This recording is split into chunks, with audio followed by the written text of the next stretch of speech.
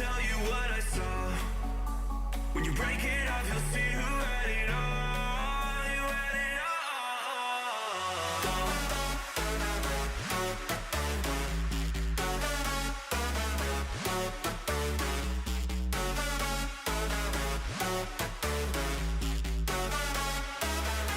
You said you wanted to fall into oblivion. Forget about the world we're living in. Fall into oblivion, oblivion, oblivion, oblivion. I'm going in.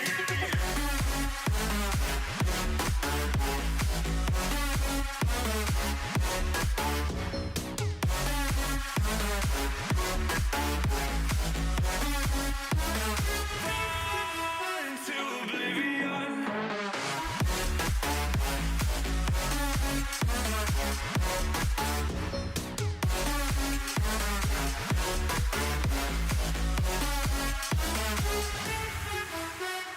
Fall into oblivion. Forget about the world we're living in. Fall into oblivion, oblivion, oblivion, oblivion. I'm going in.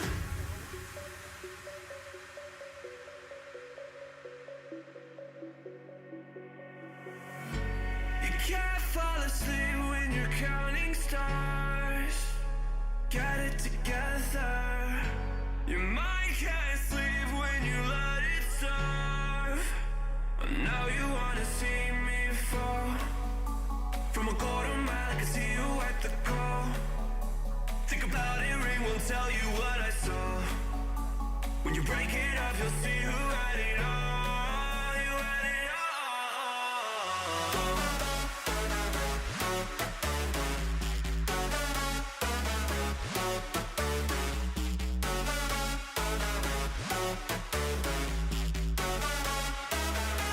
You said you wanted to fall into oblivion. Forget about the world we're living in. Fall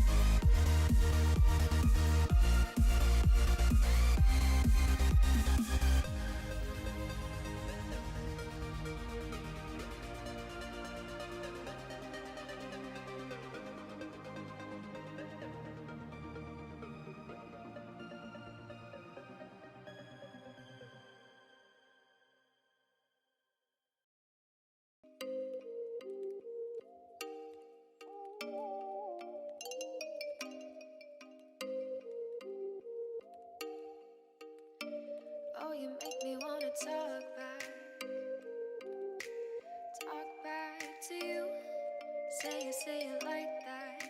If I hate you, then find someone new. Baby, but you know I never will.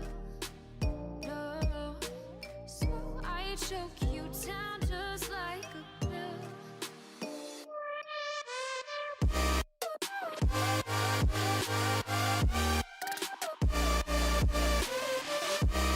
Oh yeah. Take you like a pill.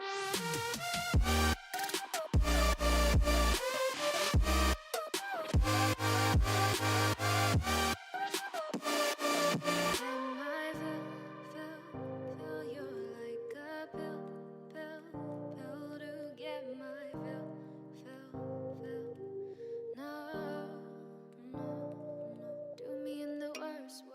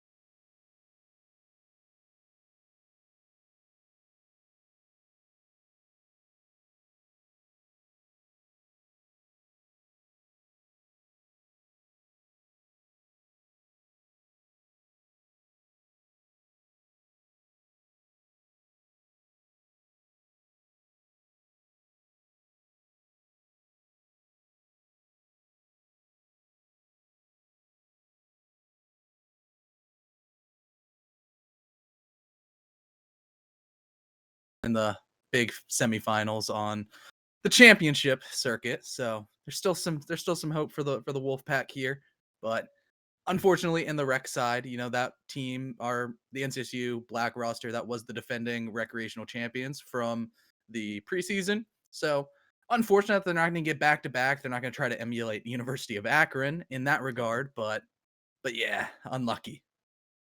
Indeed. Well, for those of you not familiar with the Rec League, because this is our first Rec League matchup that we've actually broadcasted on this channel, it's pretty much the same thing as the Collegiate Championship, except it's generally for B teams or for A teams who are looking to take things a little bit less seriously. Mizzou fits into that A team category.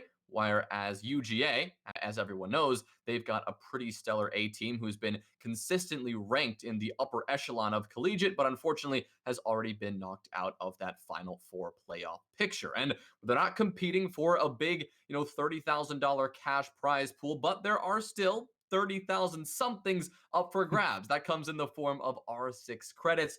36,000 R6 credits for the winner, as well as, a huge Rainbow Six merch package. The works, you got lanyards, pins, t shirts, the whole 9 yards. It'll all be there. So while the stakes aren't quite as high, it is definitely exciting for these teams to be playing for. And honestly, I think we're in for a good bit of fun. Yeah, I'm just trying to do the mental math in my head of calculating how many of the Leviathan Dark Zero T5 skin you can buy with 36,000 credits. Spoiler alert, it's a lot. You could buy that skin at least twice, you know, more than two. That would be nice, but it's still really good to see that there's still some stakes on the table coming out for both of these rosters. They have something to play for. Sure, it's not traditional money, but who's going to say no to some R6 credits that you earned yourself, because it's like cooking. Everything always tastes better if you actually cook it yourself. It's R6 credits probably feel a lot better when you actually have put in the work into earning them as opposed to just swiping your credit card.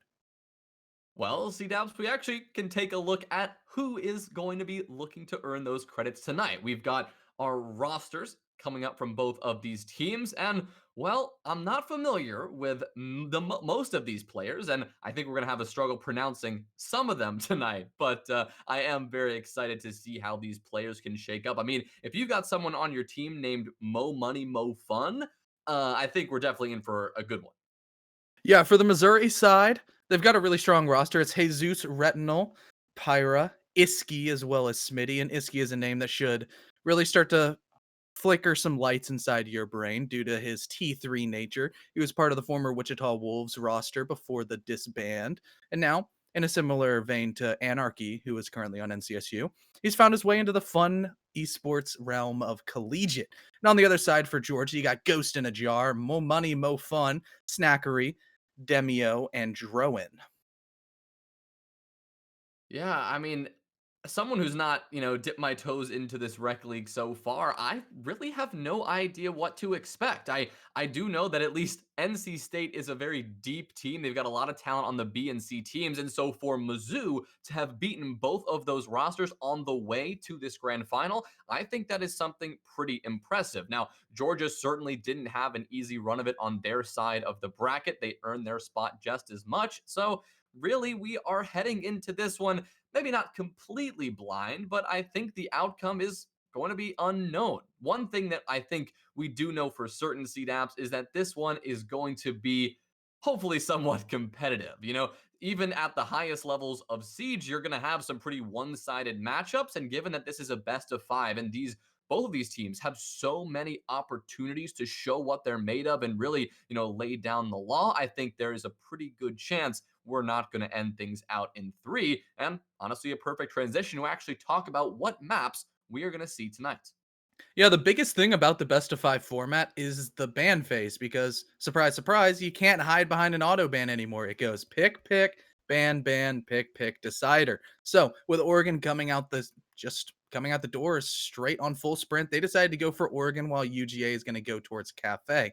Theme Park and Coastline will not be in the rotation, but that means we get Clubhouse, Villa, and Consulate as the potential decider.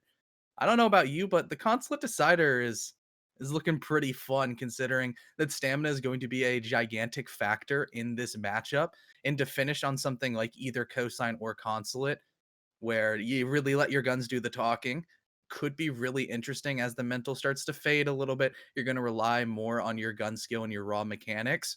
And on a map like Consulate, that could lead to some very exciting actions if we get there.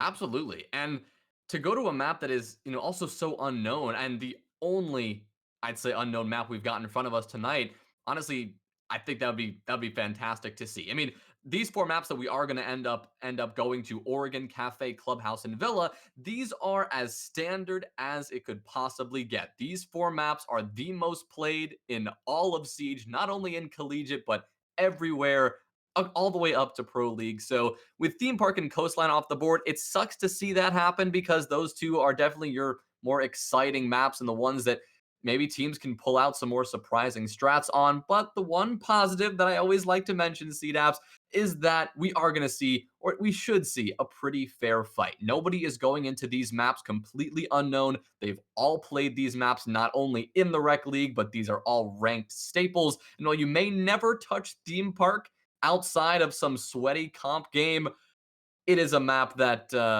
can sometimes rear its head in Rec League, but something that we're just not going to see tonight. It's all the standard stuff. These teams should be ready to go on all four maps, and so I think they could put up a really good fight here.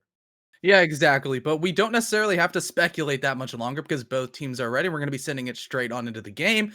Oregon coming up first, Missouri's map choice, and they will be starting on, if I can check, Missouri will be starting on the attack, the disadvantageous side.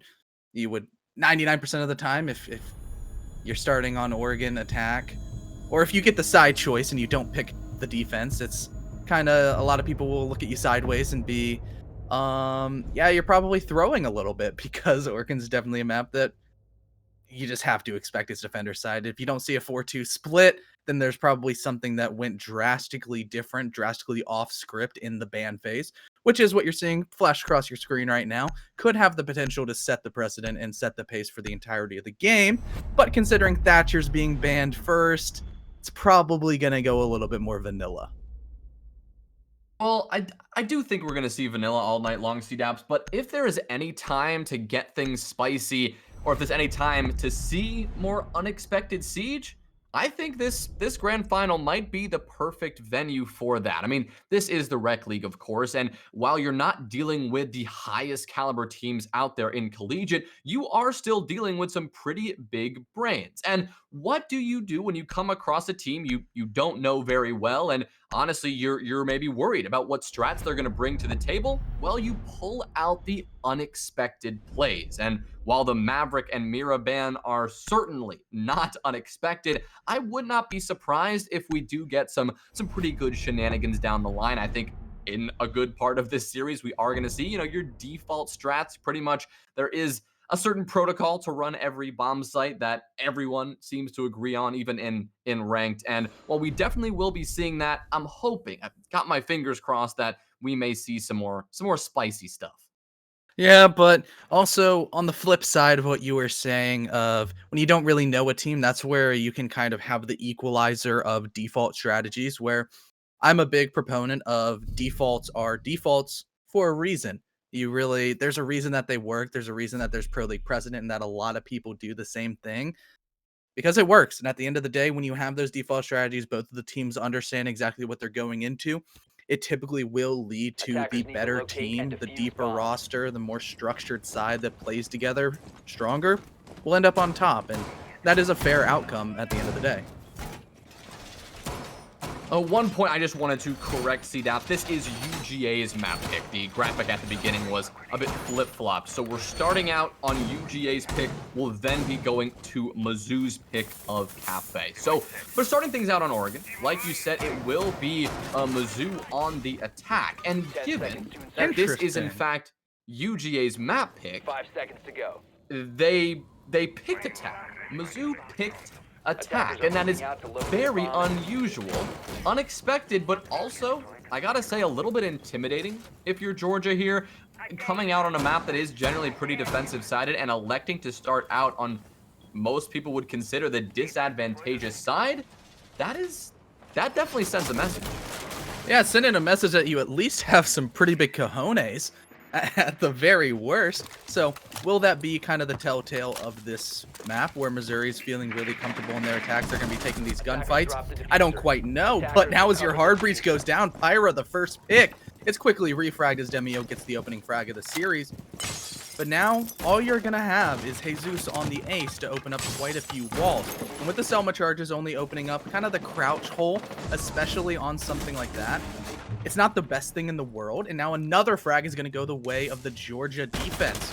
The Jaeger of Mo Money, Mo Fun is definitely going work to his name as Retinal, the entry frag of Missouri, will fall at the hands and is also leaving Jesus alone inside a Master, and he dies too. No more hard breach, no more worries for the Georgia defense.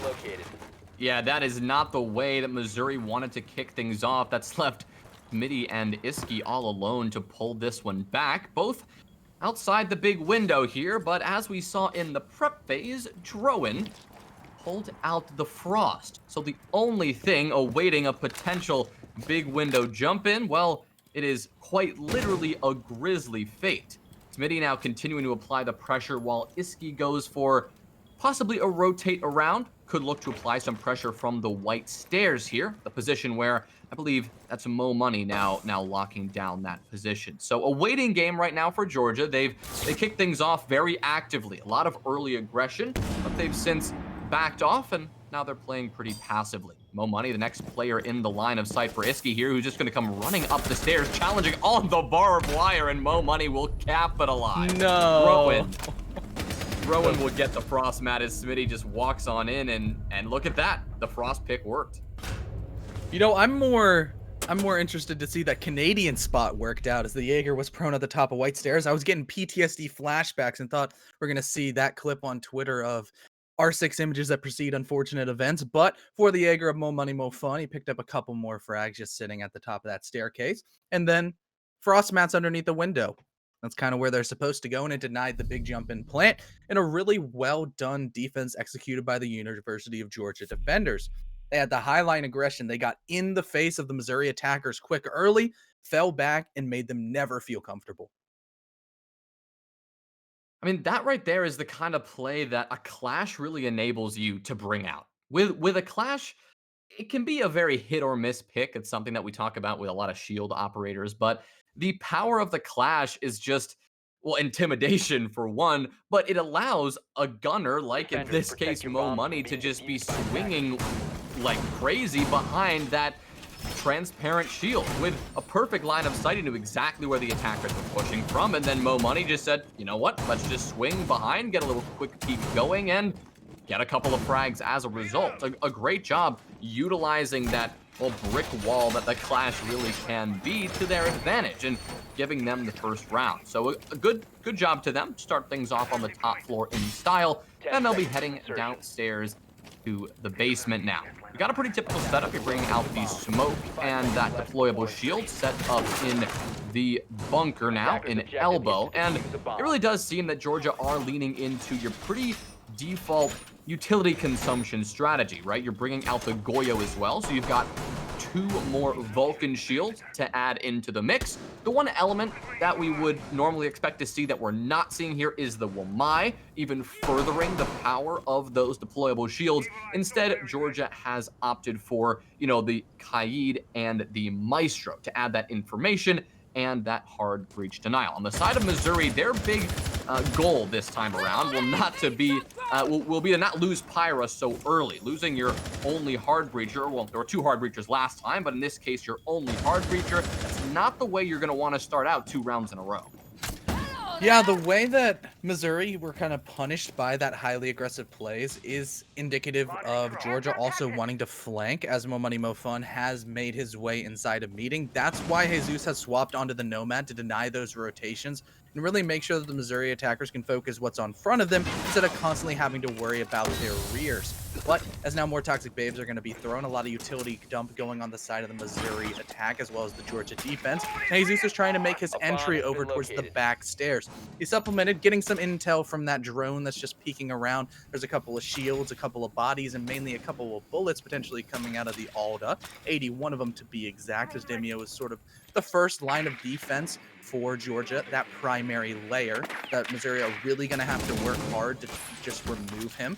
More pre-fires coming out, but the Goyo shield will now go away. 25 HP and a dream for the Italian Stallion as he makes his scurry back into sight. And the Jaeger still has the flank. Yeah, Mo Money could be really big here, but in the meantime, Jesus is going to claim the first kill of the round. This one onto Snackery, and that's put Georgia onto the back foot here. Mo Money now needs to desperately make a play because he has now let Missouri push all the way up in pillar, and nobody on Georgia is there to stop them. Mo Money's position, though, was telegraphed. A pre-fire through the meeting hall wall will do that, but Jesus will get another kill in the meantime. There comes Smitty on the swing, getting another onto Ghost. Drowan missing an opportunity there onto the Zofia, and that's going to allow the plant to go down. Now Mo Money back on site will be looking to make something happen, but Iski is not having it, nor is Retinal, and a flawless round coming out from Missouri. Quite a response to Georgia's success in round number 1. Yeah, this was night and day. Complete stark contrast of rounds where Georgia, round 1 upstairs on the dorm site, looked insanely dominant, but then the script was completely flipped. And wow, look at this beautiful graphic. These are all the players that are in the lobby. We get to see their faces, really associate the names to a face and really add some personality, as all these players, they're just like you and me. They're college students. They're just having fun. They're playing Siege, and they have something in common.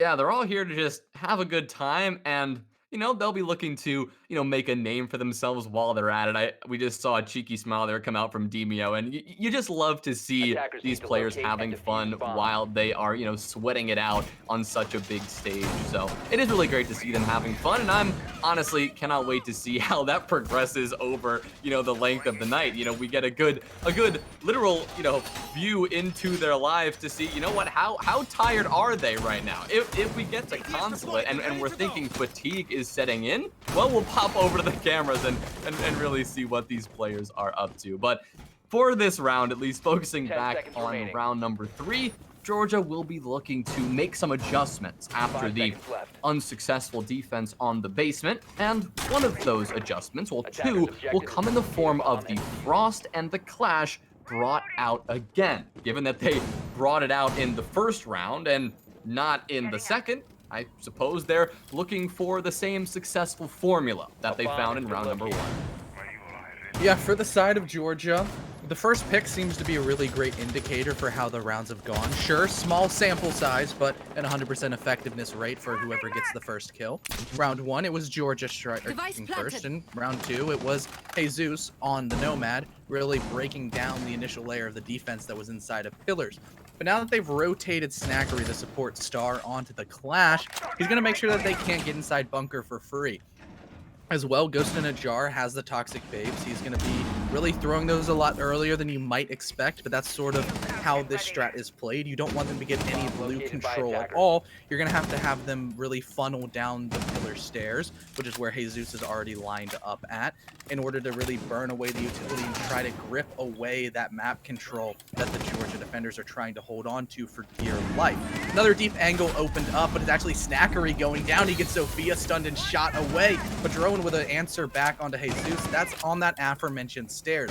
It's a 1-for-1 trade so far, but Retinol has already taken the mantle of control that Jesus was trying to really break open. Right now, a Nomad for the Clash. Probably a pretty good trade considering Jesus has already allocated his air jabs to the necessary flank watch locations. And now your Clash is gone, and that's going to make pushing a lot easier.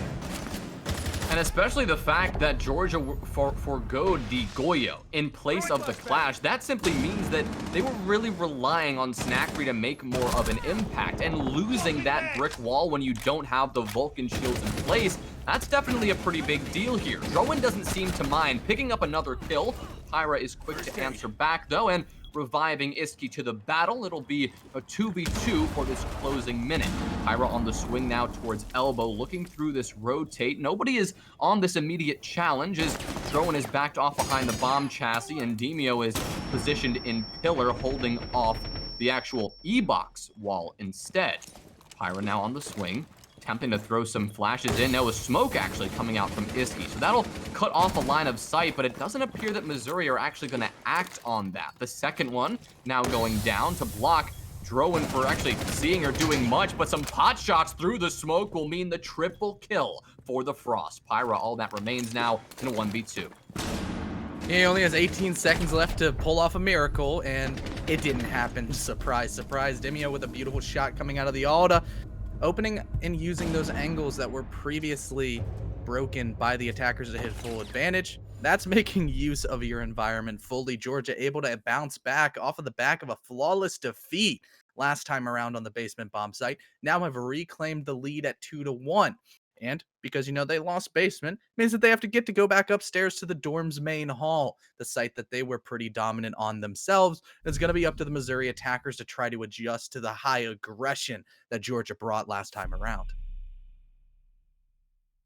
Try to bring that aggression out again, Connor, on that basement site. And although the round ended up being pretty successful, the aggression is really not what did it. As we highlighted during the round, Snackery, the Clash player in that case, was dead off the rip, and there was really no opportunity for Mo Money to make much of an impact playing off that Clash like before. Sure, there was a lot of action in the bunker itself, a lot of gunfights unfolded even before Missouri could enter into the building, but the aggressive style is not what really did it there from Georgia. It was instead the fact that those last two defenders played a lot more passively in that 2v2 situation. They didn't seek out gunfights, they waited for the opportunity. That Drowan had a perfect example of that, waiting for the push to come in from Iski. When the second smoke went down, that's when Drowan spurred into action, decided to take a couple of just random sprays onto where they knew the rotate was, and, well, it worked out perfectly. So an excellent job from Georgia to take their second defensive round. Yeah, really well done so far, but they're going to have to keep on bringing these and trying to chain the defensive rounds together because it's a defender-sided map. And after all, for Missouri, they're really fighting an uphill battle, considering that they chose to go onto the attacking side, and Georgia's elected to go on the defensive side once again for overtime. Right now, it's seeming that maybe Missouri made a mistake. Don't necessarily want to call it that, but with the roam already established by the Georgia defenders, really being picked apart by drone intel, Demio tucking tail and running, playing more towards split as opposed to really exposing himself towards the tower stairs. That was a play that we saw in round one that's not going to be replicated. Missouri's having that philosophy of fool me once, shame on you, fool me twice, shame on me. They're not going to get fooled again, as a beautiful man named J. Cole once said, as Missouri is trying to break their way inside a master. The information is being relayed to the rest of the University of Georgia team and making sure that, yeah, they can't just walk on in. And Jesus talked about not being able to AD. Almost gets hit by a frost That was mat. close. I don't know why I'm so scatterbrained right now, but his attack is slowly shaping up, as I think Mo Money Mo Fun's flank will be next on the docket for the defenders. Yeah, you've got Mo Money now going for some aggression. Now here in Classroom, I don't think anyone on Missouri is actually aware of this, but Snackery turns their back to the breach. Critical mistake there from the Clash. Your one advantage when you don't have a gun, you have a shield in front of your face. Unfortunately for Snackery, that will not be the case anymore in this round. But with a minute to go, Missouri still need to get something going here, and there are multiple defenders off this bomb site looking to go for some miracle flank play. Demio is one of them and Mo Money the other, but what that also means is that there are only 2 defenders actually holding down this site. If Missouri can realize this, then an execute is likely not far away. Iski worried about a possible flank, but Retina will pick up a kill in the meantime. Ghost with a trade. That went on to Smitty, and Mo Money will finally return to the bomb site and cut down Jesus. Retinal now and on a double, now a triple, as Mo Money and Ghost both hit the floor, and Demio is all that remains. He'll work his way up the white stairs looking to find any of these remaining attackers, but now with the plant down and the retake positions established, Iski closing out the round with a nice kill, and Missouri equalizing the score. I guess it's amazing what happens when your hard breachers are not the first 2 picks on an attacking round of Oregon. Missouri was actually able to get the walls open and put pressure in towards sight. As you see, Retinal is feeling a lot more happy than we saw last time they were on the successful part of an attack. He's really energetic. He's trying to really rally the team. And after a great round on the Ash, picking up a couple of entry frags and really knocking down the door of the UGA defense, I would feel just as confident. I'd be just as happy. And for the rest of the UGA members, they're a little bit more sullen, but still focused, as they're going to be going upstairs to the second floor once again, trying to right their wrongs of the attic hold that fell apart at the hands of the Missouri aggression.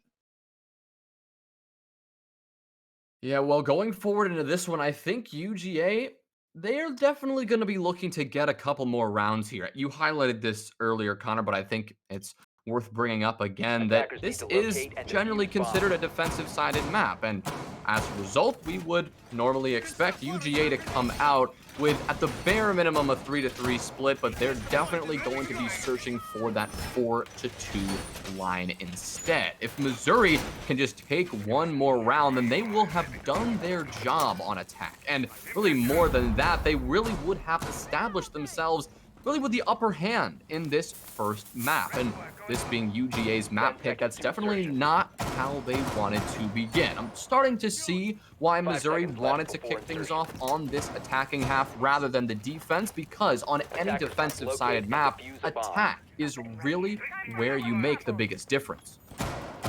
Yeah, if Missouri's able to get the 3-3 split, then I guess I'm going to eat my words of saying maybe Missouri has made a mistake.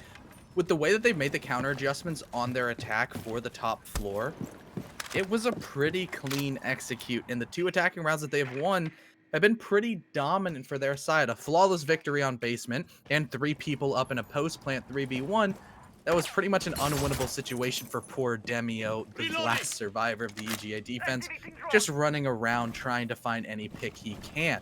But for the side of Missouri, their first kind of hurdle, once again, is going to be the clash of Snackery aggressively peeking the master door. They were able to properly break him out last time, you know, just throw utility at him and hope he retreats, and then you can get the breach open. Then he's kind of stuck, and you can't really do a whole lot as Clash because you don't have a gun. All you've got is electricity and a sidearm. That requires you to do that fancy bikini body mechanic that sometimes works, sometimes doesn't. I don't know if Snackery has that in his arsenal of tricks. Maybe he's going to open up the bag and pull one out. But so far, with the way he's playing as just a giant walking defensive drone, doesn't necessarily seem that likely. Yeah, you now have an early engagement happening, however. TBL, the aggression coming out, but Smitty is having none of it. A pretty swift challenge onto the tower stairs, and again, the first kill goes in the way of Missouri. Not the way that Georgia wanted to start, and honestly, the theme of these last couple of rounds have been some unfortunate beginnings for Georgia. Now with Mo Money on the floor and out of this fight, nice kill from Jesus there. That is going to even further Georgia's position on the back foot. Jesus tuck-tailing and running as Snackery is just going to be zapping the living heck out of the ace, but Retinal doesn't seem to care. The R4C lining up another headshot. There goes Jesus for one more, and now it is Ghost with the Alda forced to clutch it up, but Retinal will finish it out anyway. A nice job there from Missouri all around. A very aggressive take, and one that didn't need to slow down whatsoever. A full sight pressure early on, and Georgia had nothing in the way to stop it. Yeah, really well done once again as Missouri finds themselves in the lead for the first time. And what a time to do it, confirming your, at worst, 3-3 split of an Oregon attack. Missouri's feeling pretty good about this attacking side so far. They've now broken down kids' dorms 2 times in a row, and for the side of UGA, even though the basement is open, they have elected to really bang their head against the wall, stand strong, and really try to get dorms main hall and kids' dorms to work out into their favor. But considering how Missouri has now broken down the bomb site in multiple different ways, first time through an insanely strong addict push, and this time through just running into trophy and killing everybody, it shows that there are maybe a couple of different weaknesses into your side where a single operator lineup change, instead of bringing the Clash, you're going to have Snackery pick up the Jaeger and rotate around, bring a smoke with Ghost in the Jar instead of the Maestro. It might go back to their favor considering they actually have 5 guns up instead of just 4. So hopefully for UGA's sake, they don't find themselves staring down the barrel of a losing defensive side on their own map choice. But anything could happen. Missouri's starting to really wake up. They're starting to do exactly what they're supposed to on the attack. They're having Retinal and Smitty get those opening engagements multiple times in a row. There's no flanking potential because Jesus is watching those back staircases. The only avenues that both Demio and Mo Money Mo Fun can really get in behind the attackers and try to punish them. They're being watched perfectly. There's no flanking. There's no anything. And the rest of the defenders are just cooped up inside a site. And it's like shooting fish in a barrel.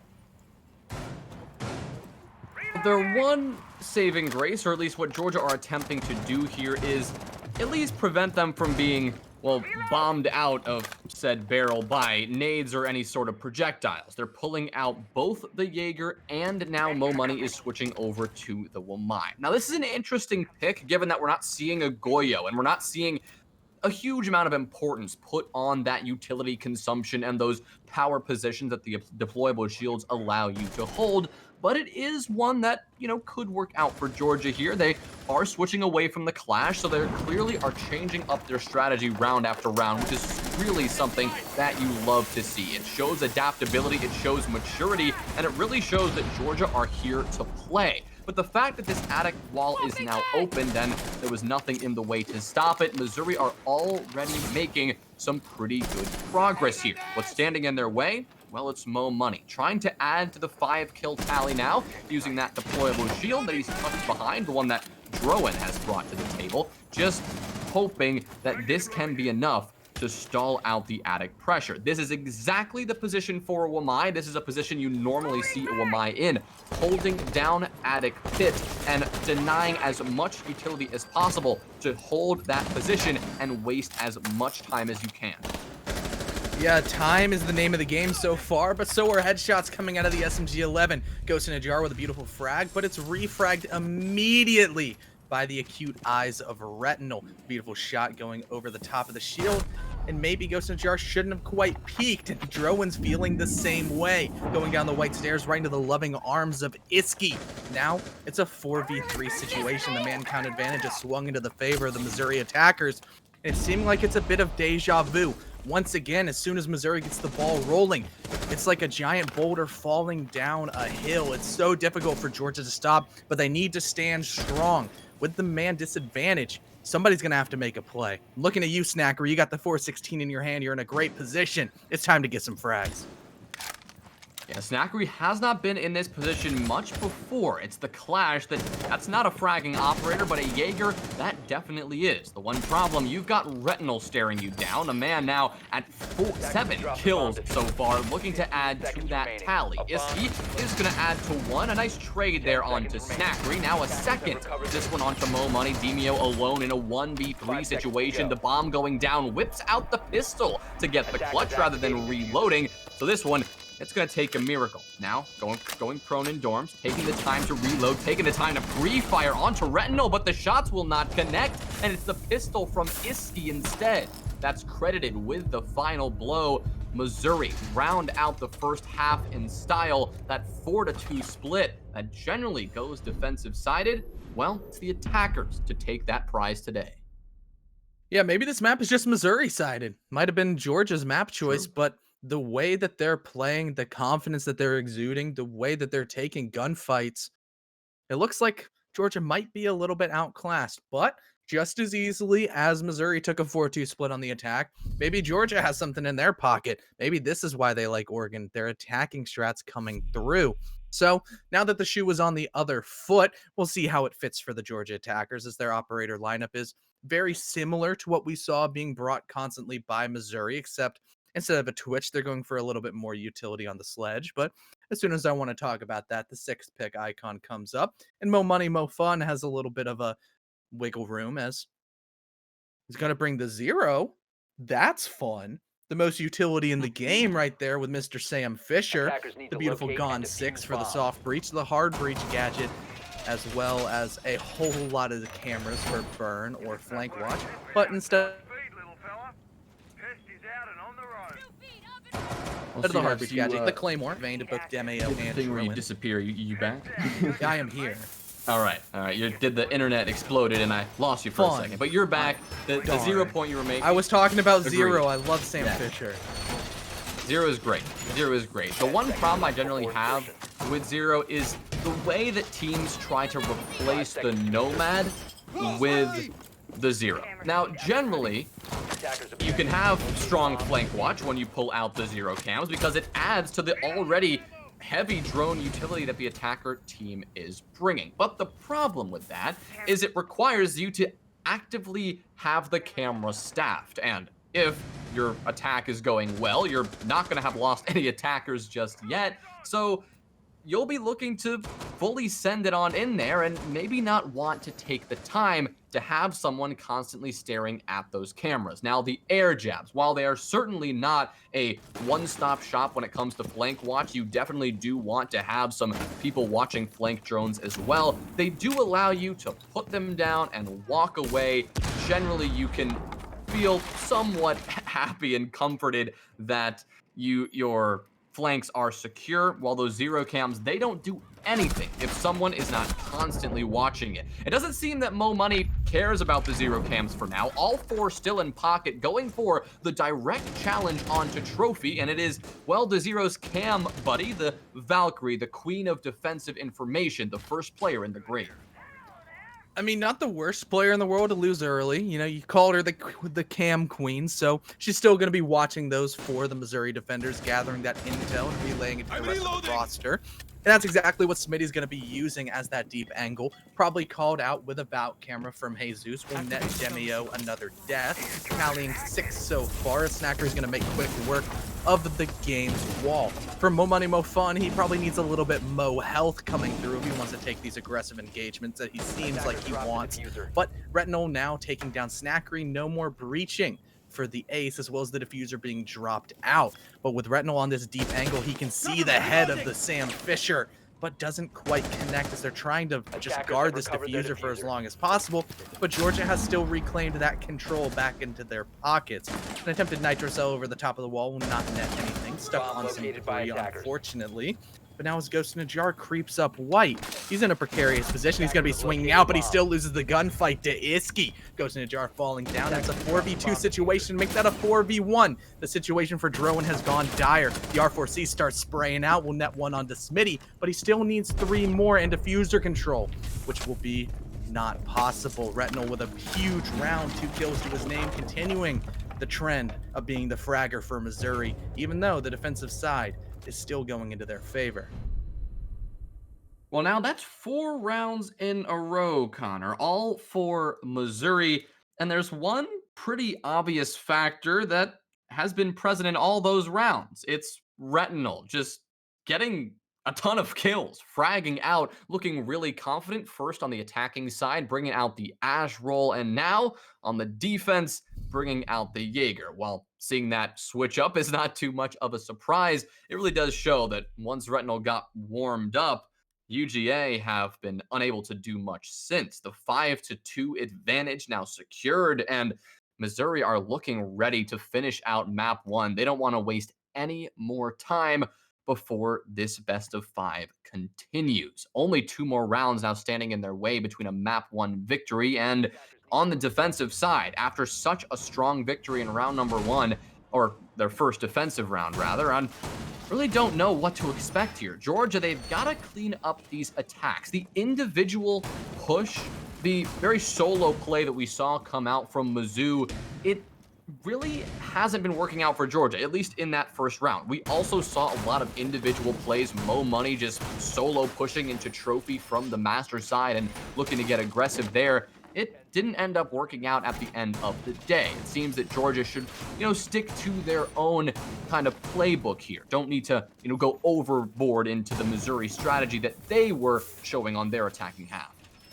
Yeah, really well done so far from Missouri to start in a similar vein to how Georgia started their defenses. But now we're going to see if everything kind of follows suit, if it's the same story both sides. And the main defense for the basement is where Georgia started to falter just a touch.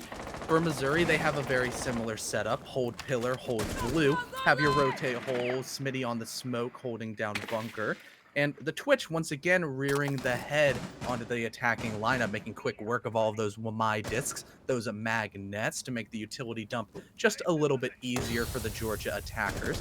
But as soon as that happens out, they're going to have to wait about 10 to 15 seconds because there's a Toxic Babe already thrown out of the hand of Smitty.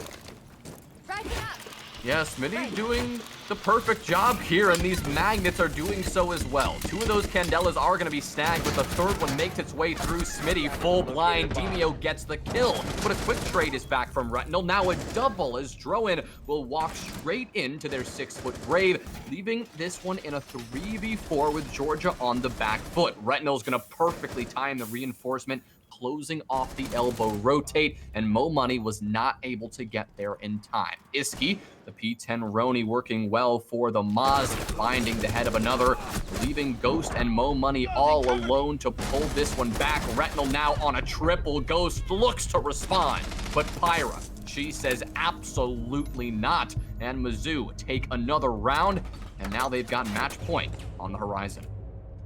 Yeah, match point on the horizon, and Pillars becoming a meat blender. That was a meat grinder. That was really unfortunate for the University of Georgia attackers, who just walked into a crossfire of a crossfire of a crossfire.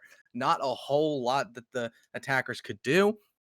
Sure, they got the first pick. They were able to clear out the smoke in bunker, which is a lot easier said than done. And I thought for a second that maybe the whole round might have swung into their favor off the back of that opening frag. Then everything fell apart. Missouri, they understood that even if blue control is into the hands of the attackers, they still have to go even further beyond. They really had the Hell in a Cell kind of mentality with just reinforcing off the smoke, leaving him to die, see if he can take a player or 2 down with him, and then make sure that the attackers still have to work a whole lot to push into pillars, which is where they met their untimely deaths. Well, Georgia will be looking to rectify that this time. And, well, they've got the perfect place to do so. Missouri, they're going to head over to the tertiary bomb site now. They have 2 decisions, right? They could either go kitchen or meeting or kitchen or dining, and it appears that meeting will be their preferred site of choice. Now, with this site compared to its quaternary bomb site sister objective, this one depends a lot more on the vertical play. That's simply because Attic is such a perfect place to hold or take as an attacking team if you want to take complete control of meeting room. If the attackers get control of Attic, they've got that hatch control, they've got the vertical play onto the stage position, there is pretty much nowhere a defender can hold on the objective itself to lock that site down. You have to move off into kitchen, you have to play in split, go for something bold in tower, and that is why this site can become an attacker haven. However, going for such of that top-down pressure, you risk wasting quite a bit of time and quite a bit of manpower, as Drowan is going to walk straight into Iski's waiting arms, finding the opening pick.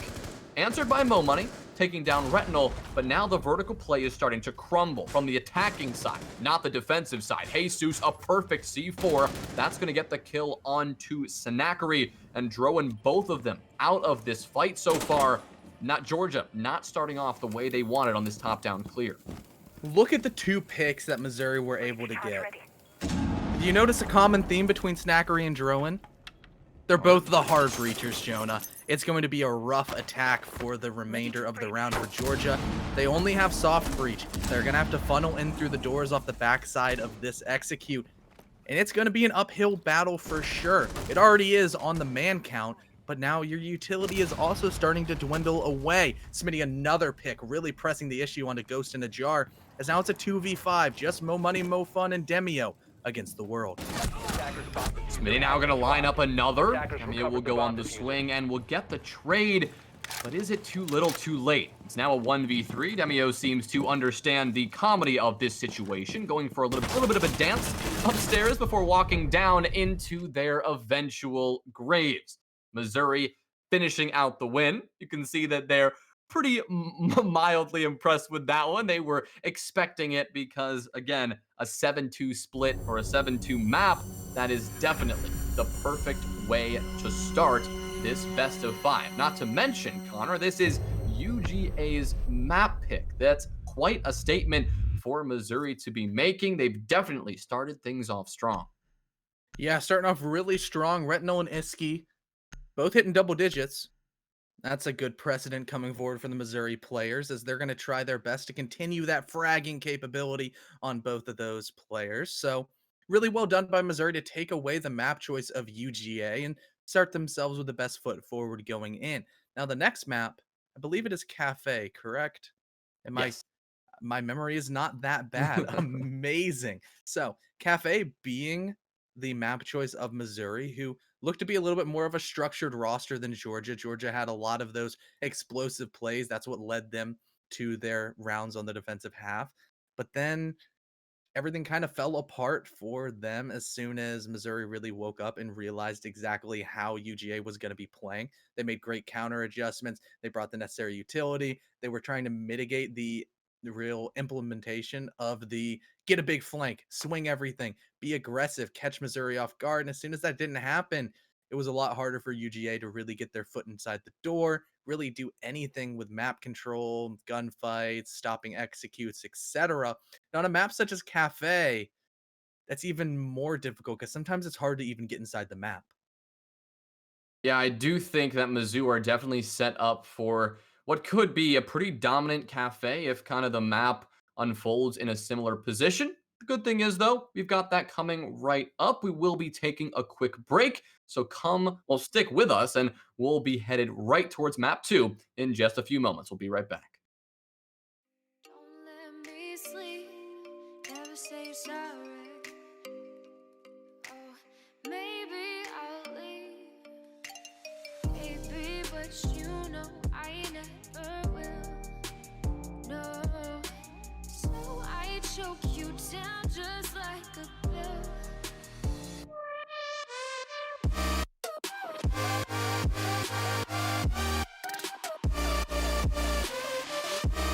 Oh yeah.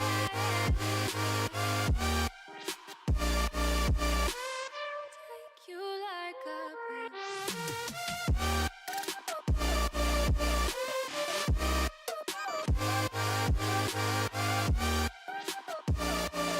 Getting my fill.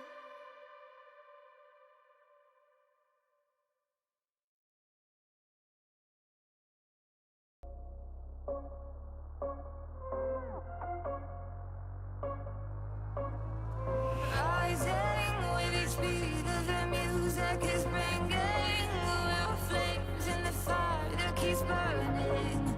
We're inviting the night in. Welcome, my heart so full.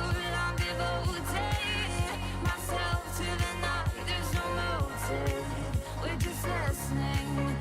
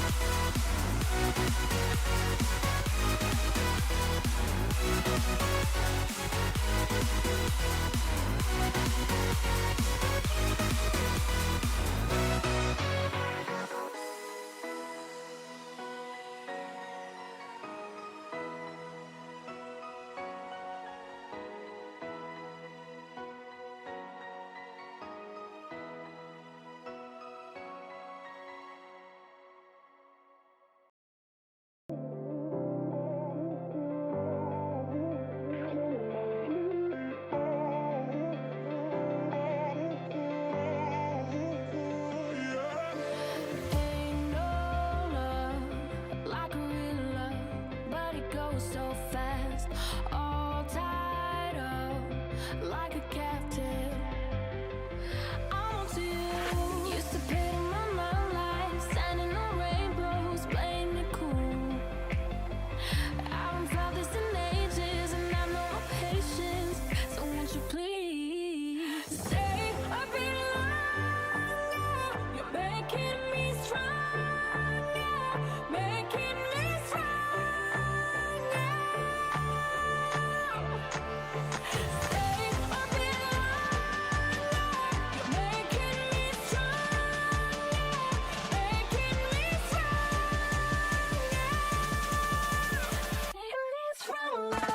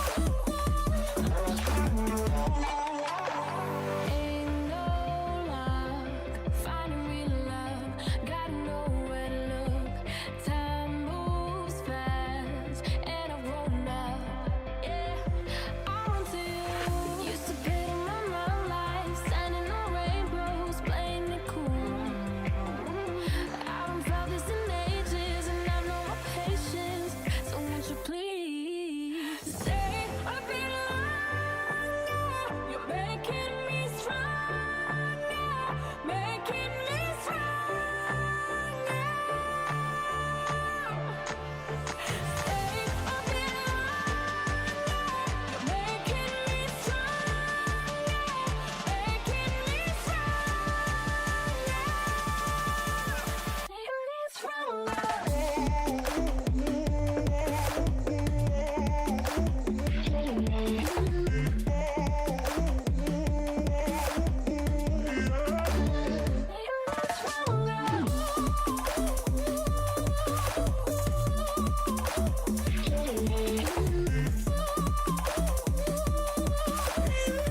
can I do to make you stay a little longer? You're making me stronger, making me stronger. Stay a little longer. You're making me stronger, making me stronger.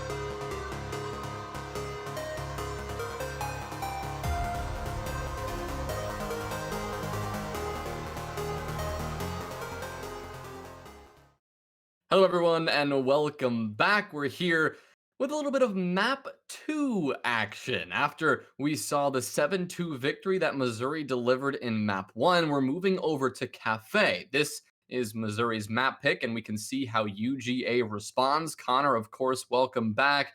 What do you think we can expect on Cafe after the pretty strong and decisive Mizzou performance on Map 1?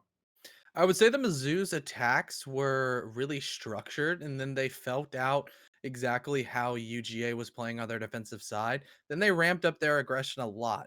Then, as soon as I was thinking the Missouri's attacks were pretty aggressive, they were swinging, feeling confident.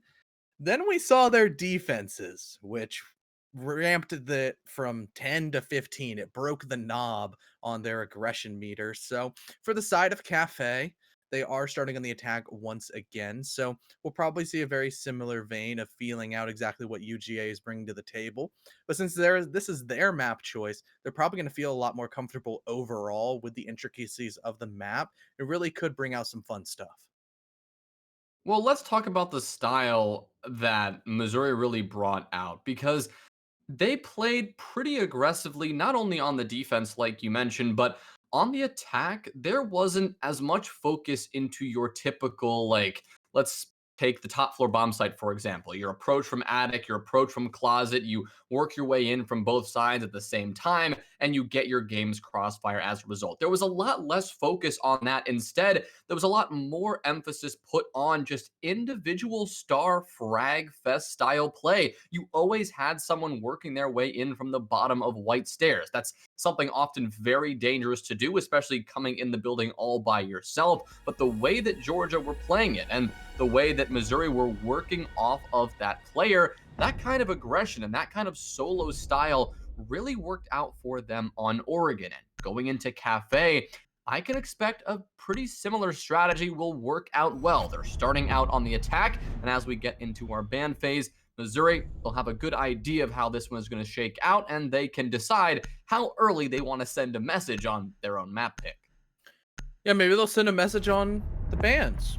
And they'll take Ace off. Not necessarily the biggest surprise in the world for a map such as Cafe Dostoevsky. Typically, you expect to see a Thatcher and a Hard Breach ban, sometimes the Maverick, but more likely than not, in recent memory, the Ace has been going forward.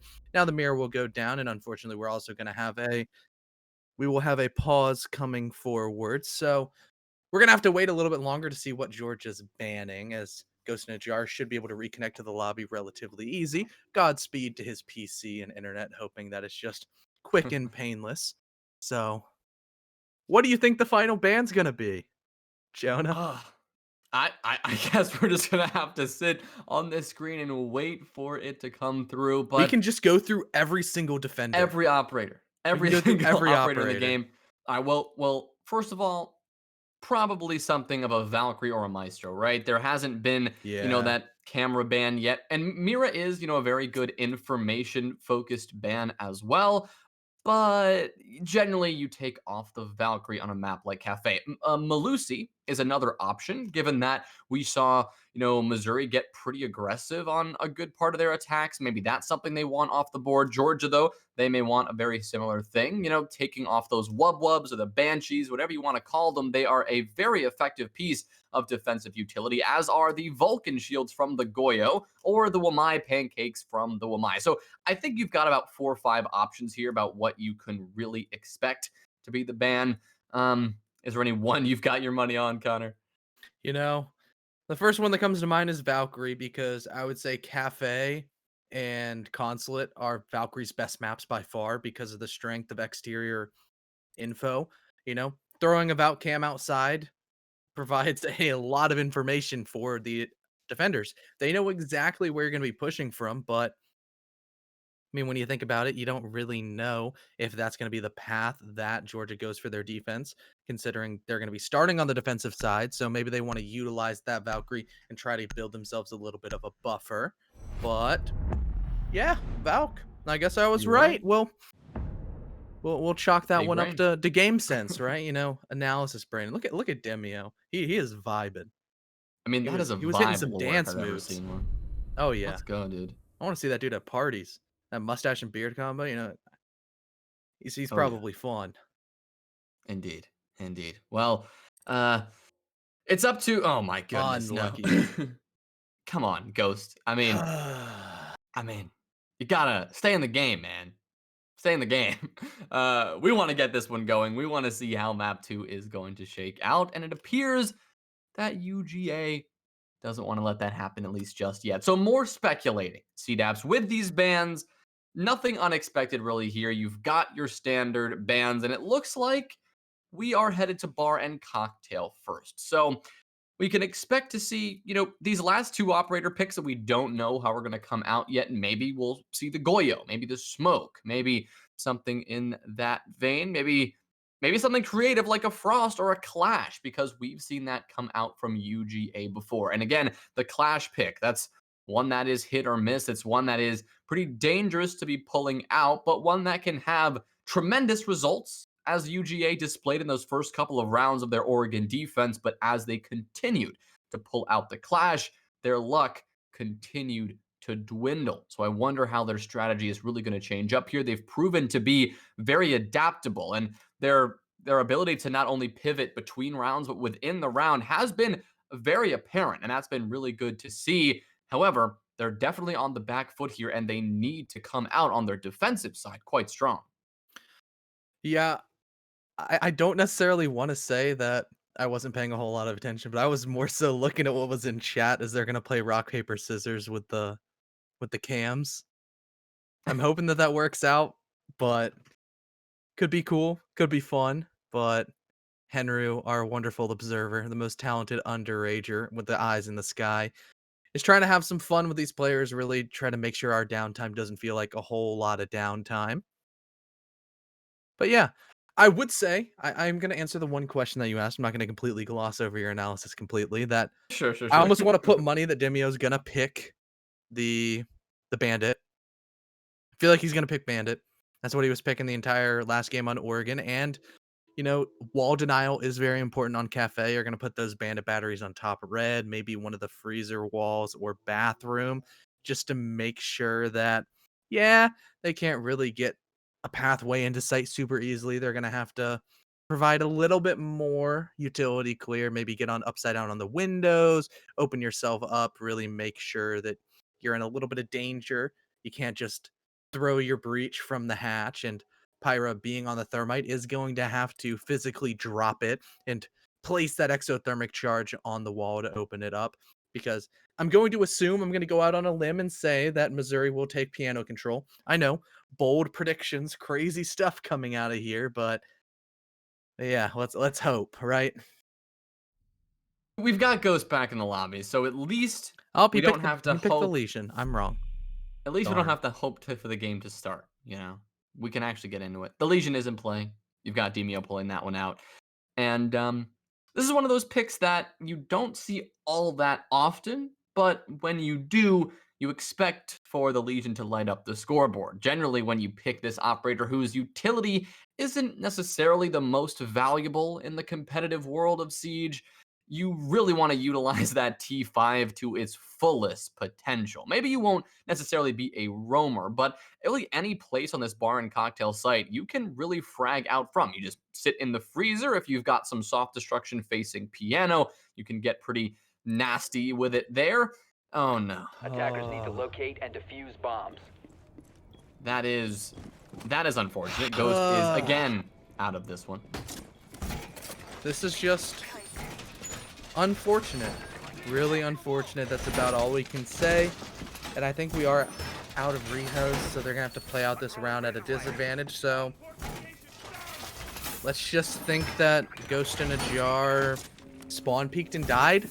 That's what we'll say. First pick goes into the side of Missouri. So not necessarily the worst thing in the world, considering you're going to be most comfortable in your 5 top seconds floor to go. defense. You've still got your main utility. You've got your Maestro. You've got your Jaeger Attackers ADSs, must a lot of locate and barbed defuse the wire, bomb. the Lucy Banshees to slow the movement of the Missouri attackers as soon as they try to really push in to anywhere of note. So it seems Yeah.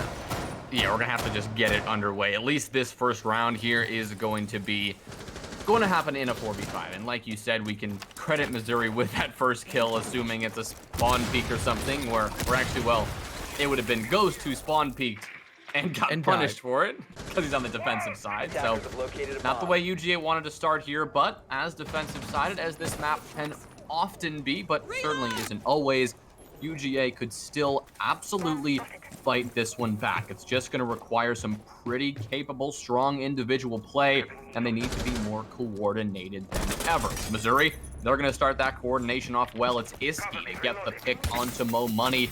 Instead of coordination, it looked like the Malusi chose aggression. And peeking the skylight, that is certainly a way to start things off aggressive. Drone aggressive as well. Very aggressive positioning. They're actually all the way up in default, getting droned out, forced back, and fragged out of this round. Snackery, Demio, all that remains of this Georgia defensive force, and they're staring down 5 hungry attackers. Demio starting things off. A nice headshot there onto Smitty. But here comes Iski on the prowl. The swing and cocktail, now a double kill, looking for the third. But Demio is proving to be elusive in the freezer for now.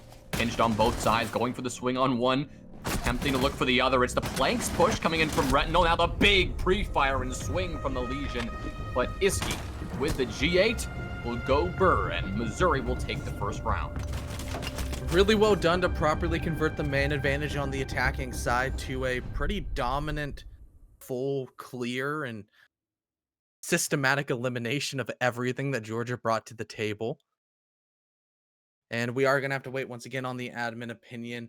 It's just a really unfortunate situation, as that seems to be the only word that I can use to describe this, because that kind of is what it is.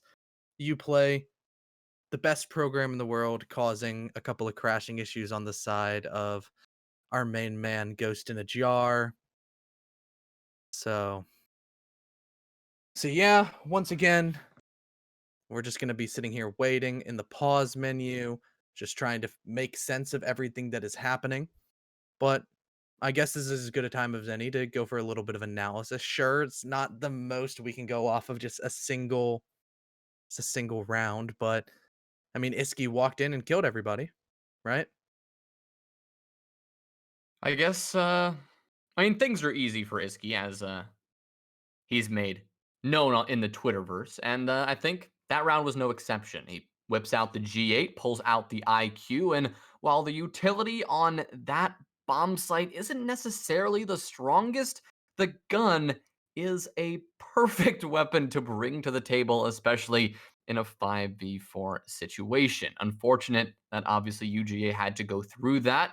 Definitely not the way you wanted to start things off, but hopefully that's something they can recover from. The one concerning thing we can talk about, Connor, and something we prefaced map 2 with was the playstyle that Mizzou brought out in map 1 and how that translates to Cafe. And in that first round, I do think we saw that on display. The aggression and the, we'll call it coordinated aggression. It was definitely calculated, and they said, you know what, let's just get into this bomb site early. Let's frag out early on. And it's something that worked on Oregon, and it worked, well, at least so far in round number 1, again in a 5v4, but it did work. And although Demia was there to get a little bit of an answer, that wasn't enough because everyone else had already fallen away. Yeah, it seems like we're just still waiting, and I don't know how much we can beat a dead horse on the analysis side of just Iski built different, GA go Burt. And for the side of UGA's defense, they need to try to mitigate the impact that a single player can have in a round. But maybe the most impactful player on the side of UGA could have been Ghost in a Jar. Having those extra Goyo shields could have been nice, but guess we'll have to see as soon as look, Demio is praying. He is trying to channel divine energy to letting Ghost in a Jar play. It could be channeling spirit He energy, could be like a yeah, ghost, you know? that's true. If we're a ghost in a jar. He's got some ectoplasm coming out, and it looks like he crashed again. That's Do you think? based on Demio's face. He hasn't left the lobby yet, so fingers are fully crossed here. But yeah, the fact that he is not loading in at the moment Yeah. is not concerning. And rules here in the Rec League, just like the Collegiate Championship, you are entitled 2 rehosts per map per series. And we're the admin call that first. Attackers need to Really, this locate whole and thing defuse has as been many just a bombs as they complete can. mess, one big old rehost, and we are having some lobby and some technical issues on the back end, so we are going to have a full rehost, heading things back and hoping that Ghost can get back in this lobby as a result. If not, UGA are going to be put in, of course, a very tough position if they want to forfeit the match or the series or something needs to happen, or they could play it out in a 5v4 or something of that, but not the way they wanted to conclude what has been an unbelievable season for them so far. Yeah, but we are gonna just remake the whole lobby, so we're gonna throw it to a quick intermission. Make sure to stay tuned because there's a whole lot of siege on the horizon. Don't go anywhere.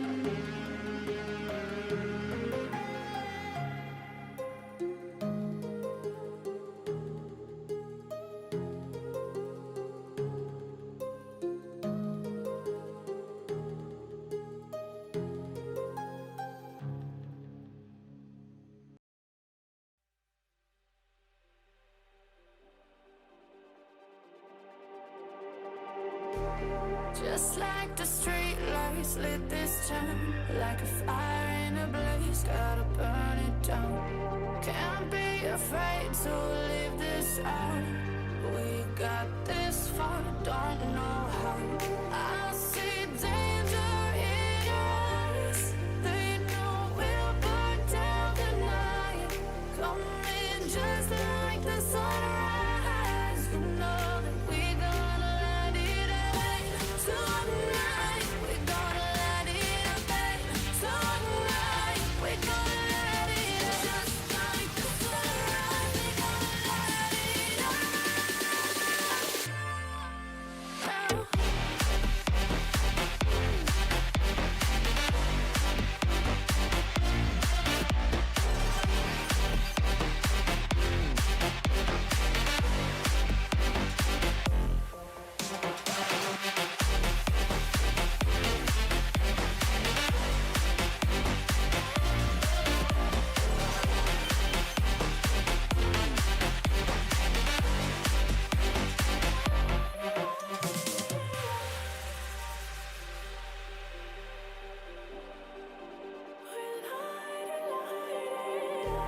Just like a spark that's breaking out. Can't make a stop, can't turn back now. We know that there's no room for doubt. No, we can't turn back now. I see danger in your eyes. They know we'll burn down the night. Coming just like the sunrise. You know that we gonna let it rain. Tonight, we gonna let it rain. Tonight, we gonna let it rain. Just like the sunrise, we gonna let it rain.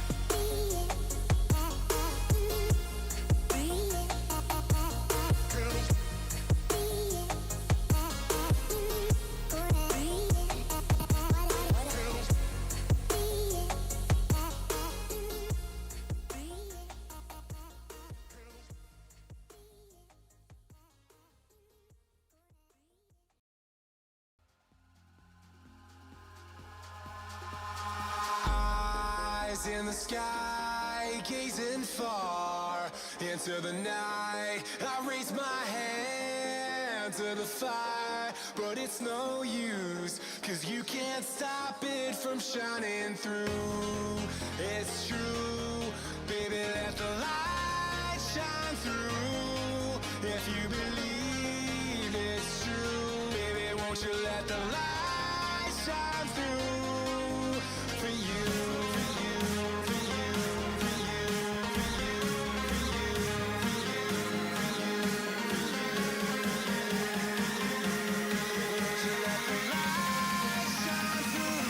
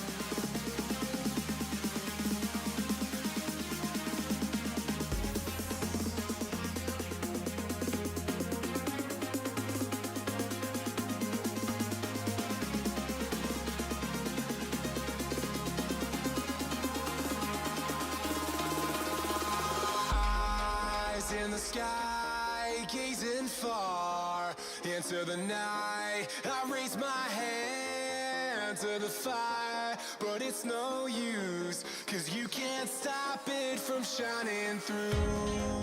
It's true, baby, let the light shine through. If you believe it's true, baby, won't you let the light shine through for you, for you, for you, for you, for you, for you, for you,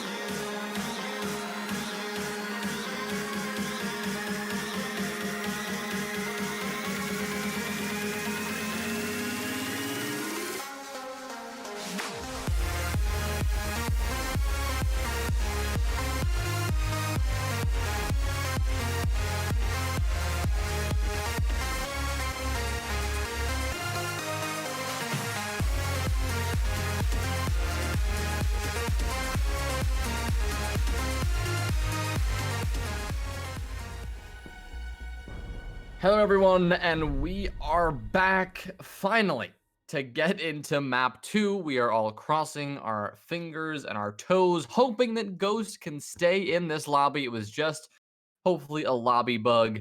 And so we should be able to get right into it. If you've forgotten our names and everything that's happened because we've been gone so long, I would not blame you. My name is Jays Wills, and Connor is with me again in this best of 5 series. We saw map 1, 7-2. Missouri took the win pretty decisively, and they're looking to do so again, starting things off 1-0. Yeah, I'm not gonna lie, I kind of forget my own name sometimes, but if you Yep. recall correctly, University of Missouri has taken the lead early on. Iski popped off with a 3K, G8 go Burt.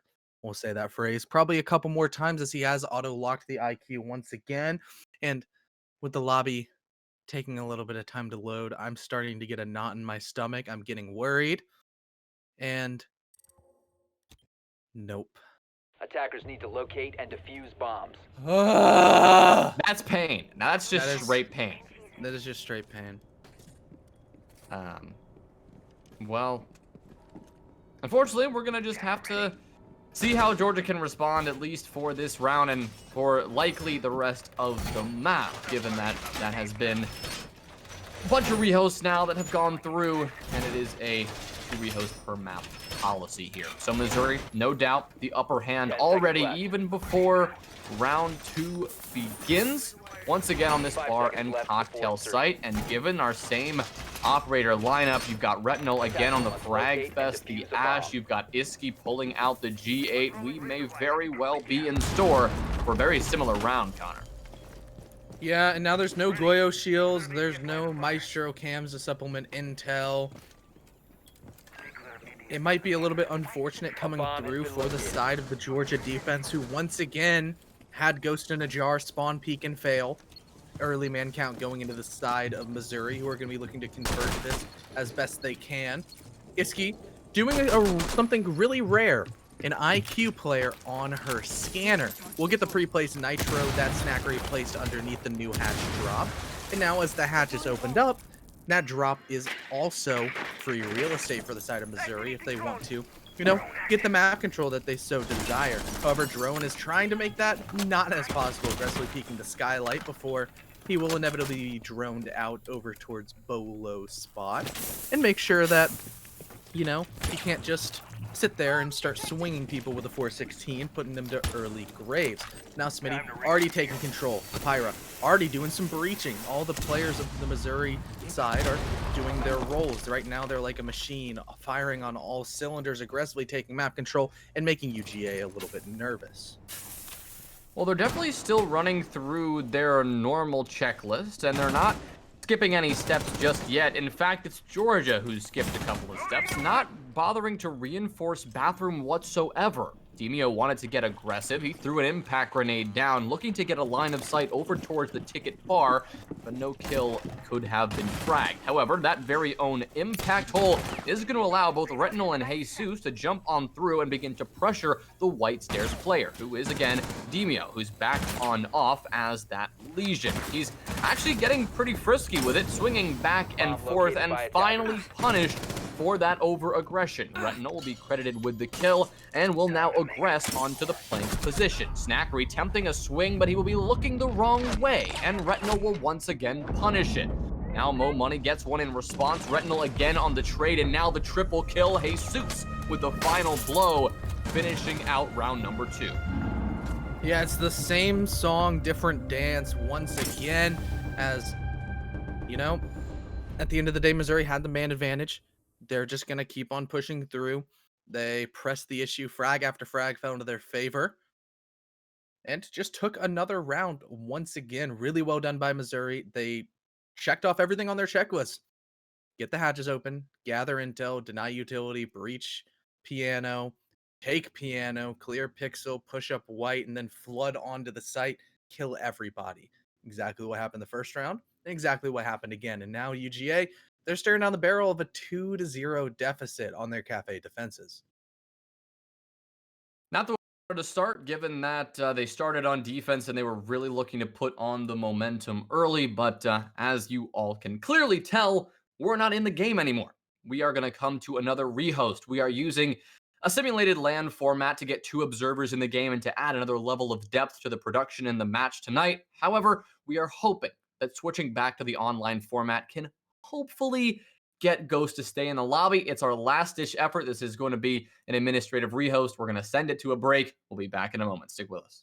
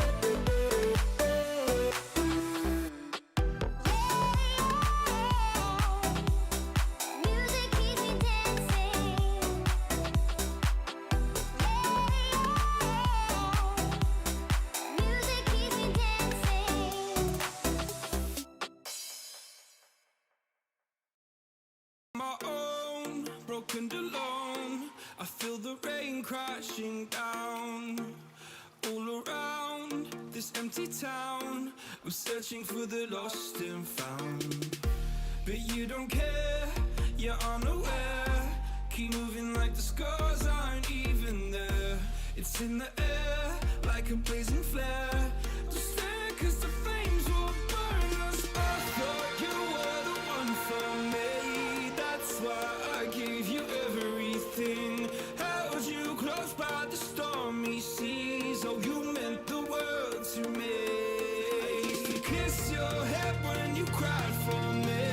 Hold your hand while the pain was over. Keep you warm by the roaring sea.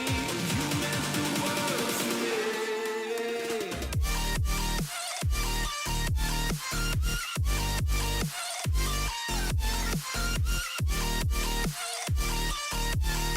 Oh, you meant the world to me.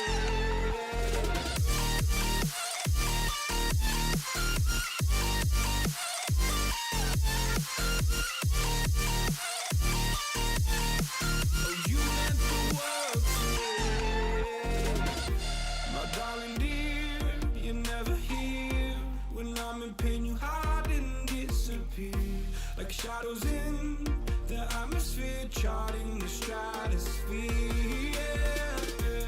I prayed for you and kept you near, in hopes you'd chase away my fears. I'm on my own, you made it so, and now I'm chasing nightmares too. I used to run with you through the great big leaves, laugh at you when you laugh at me. Hope for us because I believe the home was just you and me. I thought you were the one for me. That's why I gave you everything. Held you close by the stormy seas. Oh, you meant the world to me.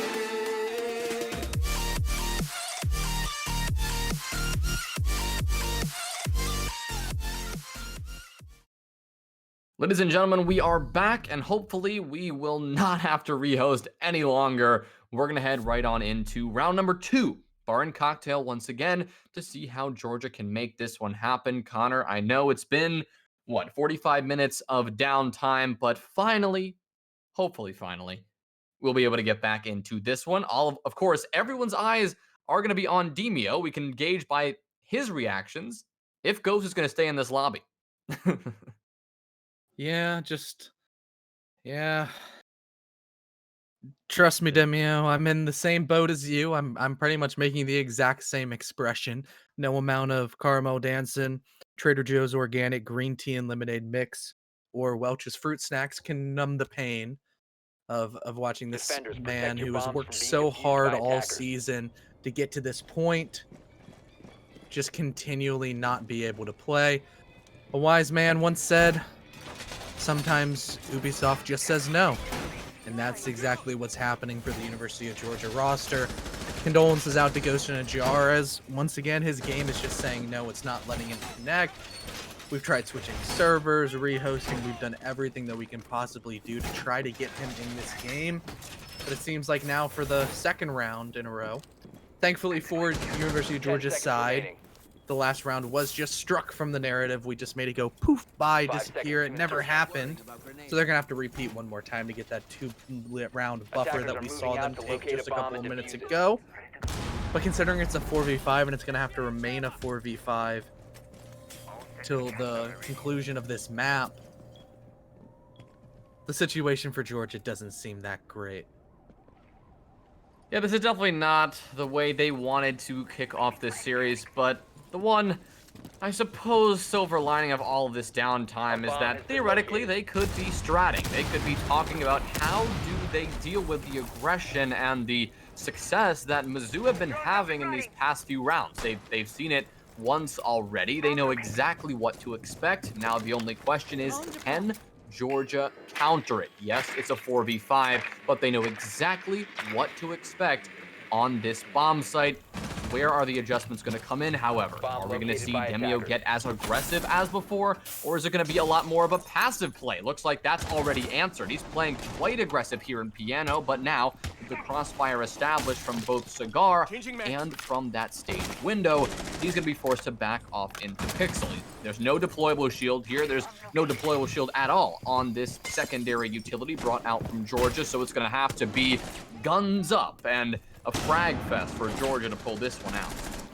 Yeah, however, it is going to be Retinal taking a little bit of damage coming first, as Drone all the way on the bottom brown staircase is aggressively peeking the new bout, making sure that nobody can take that map control for free, trying to deny the aggression of the Missouri attackers for as long as possible. Make sure that that timer ticking at the top of the screen is always ticking into the favor of the Georgia defenders. That's the only advantage that they currently have. And now some breaching is going on. There's also going to be another attempted breach going in towards the freezer wall. That will unfortunately displace Mo Money, Mo Fun. But there's already a pathway into sight. They can go for this trash plant whenever. Now that Snackery has gone down, that's your main nitro cell. That the mute, being the anchor, was going to be one of the crucial pieces in denying any plant. Now it's going to be up to Mo Money, Mo Fun to try to get a couple of frags if Missouri rush their execute. Well, here it comes. The plant now going down from Pyra. Mo Money on the swing, sees one, but the pre-fire just doesn't land. Retinal gets credited with the kill, leaving Drone and Demio to claw this one back. Iski's not having it, cutting down one. Retinal with the follow-up, and round number 2 will now officially, and well, for the second time, go into the hands of Missouri. So they will start things off on Cafe, quite strong, a 2-0 attacking start. I feel like my most used phrase in the entire cast is going to be unfortunate, because that's just, it is what it is. I'm going to call it how I see it, and it's just so unlucky for Ghost Jar to just be told no over and over again by his game, and now the entirety of the Georgia lineup is just going to be at a constant disadvantage, and even more of so because Missouri is really starting to heat up. They are going to have the man advantage the entire game. They can just understand that they can go for the risky plays early on, because worst case scenario, send Retinal or Iski in, just sprinting into the bomb site, and then they don't get a kill. It's a 4v4, you know? It's just kind of like a, why not take your shot? You shoot 100% of the shots you never miss. And if they go 1 for 1, then that's huge for the side of Missouri. They still have the man advantage. There's just not a whole lot that Georgia can do. They have to constantly fight themselves back, have their roamer or their kind of most extended player try to go 2 for 1, double up his worth in order to even keep it even. I think it's time to see for Georgia to pull out the miracle plays here. You kind of hinted at this, and I think you're absolutely right, Connor. We need to see Georgia just go for some aggressive early play, followed by a more traditional style of defense. Because if they can just get one early pick, even just hiding in a rat corner on the top floor when a top-down clear is going to come down, sure, that's not your overall big picture strategy that's going to win you the game at the end of the day. But like you said, you need every single advantage you can get. And for Georgia here, while their chances are looking ever slimmer and tougher to actually get going in this one, maybe, just maybe, they can pull something out. And you know, our job tonight, Connor, it's not to, I guess, talk about the legitimacy of this victory, or at least what looks like a cafe victory for Missouri already. Maybe we can still see some hype plays from both of these teams in a 4v5 situation. This is where mistakes can happen from both of these teams.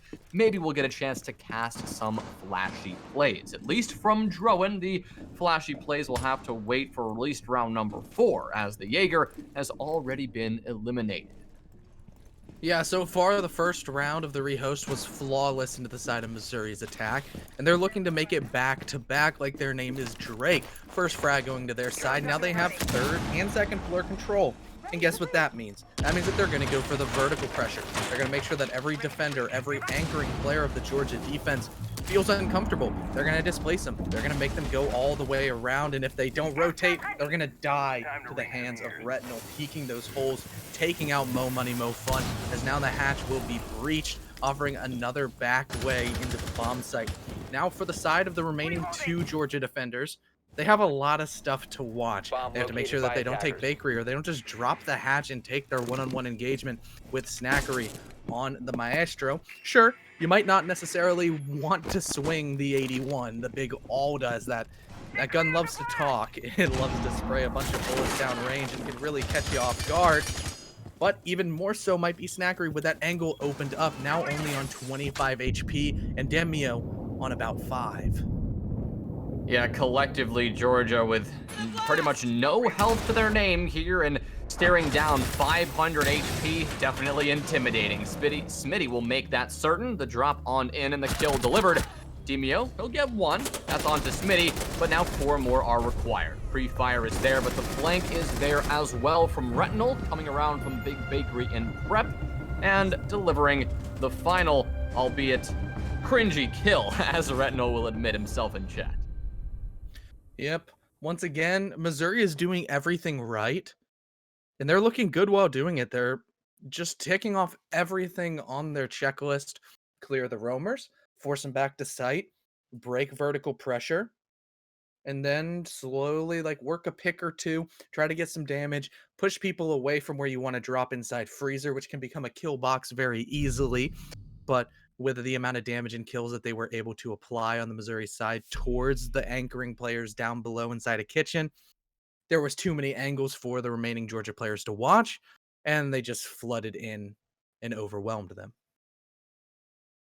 That could well be the plan for Mizzou going forward. They know this advantage that they hold, and they know that often on most of these cafe objectives, there Attackers is need to a locate and valid defuse defensive as many bombs strategy as in they can. holding somewhat of an extension, whether that's holding fireplace hall and dining when you're down in kitchen and going for something more adventurous, or whether that's simply holding cocktail and going for the vertical play in reading room. But as usual, the danger of those heavy vertical extensions is that you leave the site understaffed, and if you're missing one player, those problems, well, they're just multiplied by tenfold. I mean, you just don't have as much utility and resource to allocate to 10 this seconds to map insertion. and maintain map control. It's not often 5 you're forced to seconds to go. make a tough decision and decide, do we put 2, 3 defenders on the Attackers' top objective floor is and to just locate a pray bomb they and can hold defuse it it. down? Or do we really just stack people on the bomb site? Because right now, the risk for Georgia is that every player upstairs is someone they could desperately use on that second floor instead. Missouri, though, they didn't go for the aggressive bakery push that we might have expected on Cafe. They did go for a more traditional top-down approach, and they might be doing that again. So that does give Georgia an opportunity, just a little bit, a glimmer of hope, where if they can just get a couple of these kills on the entry, they just might be able to take that already existing man advantage to nil. Yeah, a little bit of damage going towards Drone as he got his, the back of his kneecap shot from the skylight, and he realizes that, yeah, maybe I'm playing a little bit with fire, and I need to play a touch more passive, falling back inside a piano. But for Retinal, that's probably going to be the first place with Smitty that he's going to be looking. And just like that, a beautiful flick down to the ground. The wrap play from Drone didn't pan out. Smitty will pad his stats once again at a scoreline of 2-1. But so far, the big frag has been Retinal A on bomb the has Ash. been 5 located. kills, 0 deaths. And he's looking to continue applying pain to the Georgia defenders as he can swing in with that R4C and really cause a lot of damage. But look at Iski, already with Pillar's control, right outside of the bomb site. Demio seems to have an inkling that there's somebody around, but he's going to be aggressively swinging and go right into the loving arms of Iski, who's going to take his head clean off of his shoulders. Now knocking on the door of sight. Mo Money Mo Fun has something to say about it. He's on the flank, slowly trying to creep up Brown, but he's wary of the attacking positions upstairs. And Pyro is going to take him out as Iski swings into the bomb site and finishes off Snackery. Another round, make that 4 in a row for the side of Missouri, who are really taking advantage of this 4v5. Yeah, Mizzou are continuing to put on a clinic of how to click heads and just storm on into these bomb sites. Of course, yes, it is a 4v5, but at some point, you would expect UGA to be finding a couple of more kills here at the very least. It's not like it's a 3v5. It's not like they've lost the entire lobby worth of gunplay, and they're on the defensive side of Cafe. So, of course, everything is changing, and you can say what you will about how the dynamic is switched up and the position that UGA are in, but we need to just see them step it up a little bit. The stakes are being as high as they are at this point. The grand final, it's all come down to this, and maybe UGA could pull something out. Maybe the attacking half is where they could excel as Attackers need well. to Because locate if and you defuse go as many for, bombs you as know, they these can. more aggressive attacking plays, you could be walking into certain gunfights, you know, in a 3v1 situation or a 2v1 situation, something that Georgia do not have the privilege of located by at the attackers. moment. Instead, it's them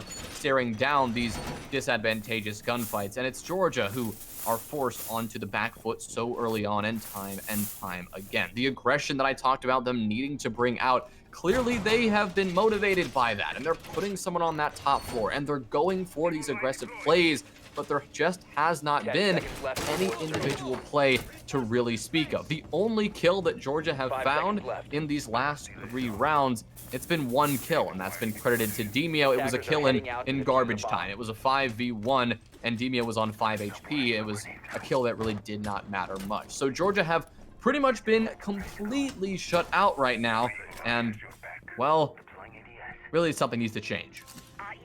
Yeah, something definitely does need to change for the way that Georgia are structuring their defenses.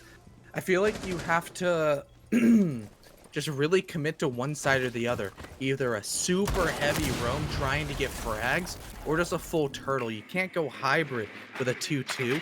Either way that the attackers push, they're going to have the man advantage, even if they only apply 3 people, which typically would be the traditional, oh my gosh. I feel like I've seen a ghost. But no, it's a ghost in a jar. He's returned to the lobby. Go. That's big. Maybe we'll see him actually stay in the lobby for a little bit longer. Maybe a Steam verification has already occurred. Fingers crossed, and maybe Georgia can start to at least use this energy in round number 5 to carry them through. They've got to hold off this top-down clear once again, as Mizzou are once again, and I really do admire this. They're respecting Georgia in this situation. They still are going through their checklist, that top-down clear. They aren't rushing a bomb site, and that is something you really like to see. But now, at the minute 40 mark, the vertical play beginning, and the frags will soon follow. Smitty opening up round number 5, a good kill there onto the only player on Georgia with a frag to speak of so far. Yeah, and now it's a 3v5 situation with vertical pressure coming through all of those breaching rounds that Missouri are bringing to the table. And one less person in the lobby for Georgia. Once again, Ghost in a Jar has left the game. But now Smitty has left the field of play as Drone hits an absolute stinker of a shot through the slats, making the man count advantage slowly less onto the side of the Missouri attack. A 4v3 isn't the worst thing in the world, especially on a bunker-heavy site such as Kitchen. For the Missouri attackers, they're still going to have to funnel in through doorways, and you have enough guns with 3 to watch just a few of the ways that Missouri could get inside the bomb site. But with Mo Money, Mo Fun inside a bakery, could really catch somebody off guard. There's a little bit of breaching going on the bottom red.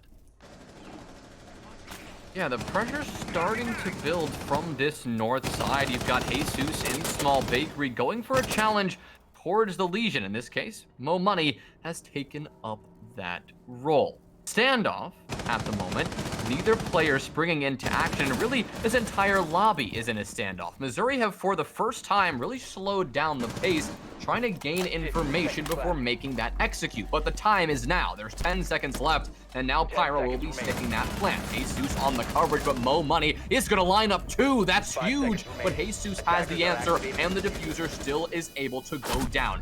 This is Georgia's opportunity, if anything, but Snackery cut down, leaving Drowan all alone in a 1v2. The hallway that is turned into just an absolute grave for every single player in this lobby may be Drowan's only opportunity to bring this one back. There's a breach, he's got eyes on diffuser, but a push needs to happen, and there is simply no time to go for this route. He's now got to get crazy aggressive on the red stairs player, but that's simply not possible. Jesus playing it passively. Here comes the swing from Pyra around in prep, and it will come, and it will land. Pyra getting the kill, Missouri taking round 5.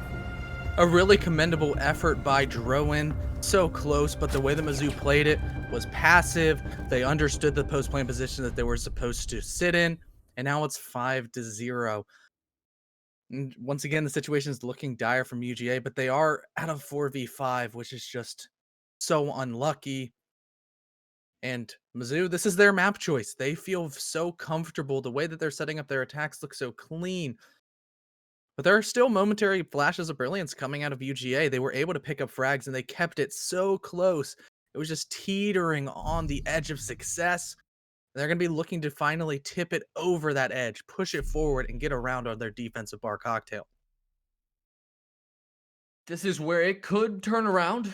You know, they've got one chance to make it happen, and if they can't take this one, if they go down 6-0 going into their attacking half, having to win it flawlessly, that is definitely an unlikely circumstance. And of course, during all the action and all the crazy stuff that unfolded, we did see Ghost disconnect from the lobby. Not something we mentioned, but now, as you can see, we do not have a 5th UGA player, and the storyline will continue to be the very same thing. Missouri have been playing this one well, and I respect them that they're still playing coordinated and controlled. They're not getting too aggressive, and well, they're certainly playing aggressive, but it's nothing unlike what we saw on Oregon. They're still running through their normal approach. They're sticking to their strat book, and it looks like, well, I mean, it's been working rather cleanly so far. That last round, round number 5, was the closest UGA have come so far to a successful round.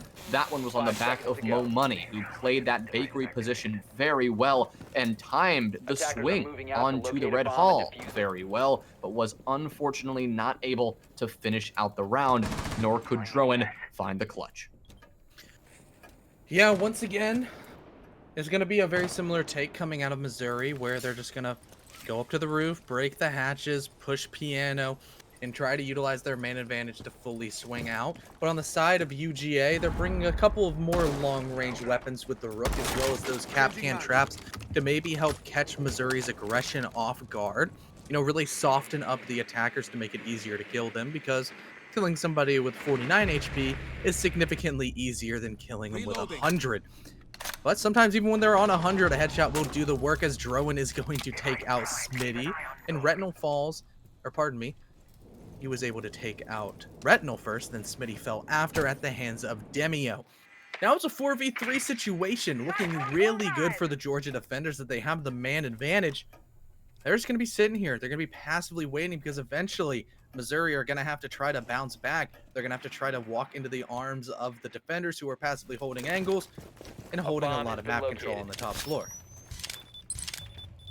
Yeah, this is finally Georgia in the upper hand, something we haven't seen so far, but now Drowan's position is known. Doesn't seem to matter, as Mo Money will actually start to get aggressive, goes for the swing, gets the kill, and Snackery with the follow-up. Finally, Georgia have some hope here. Jesus looking to clutch this one up in the 1v4. Opening it up, a kill onto Drowan down in Pillar. That's a start, and Jesus does still have 2 drones and, well, a ton of time to work with here.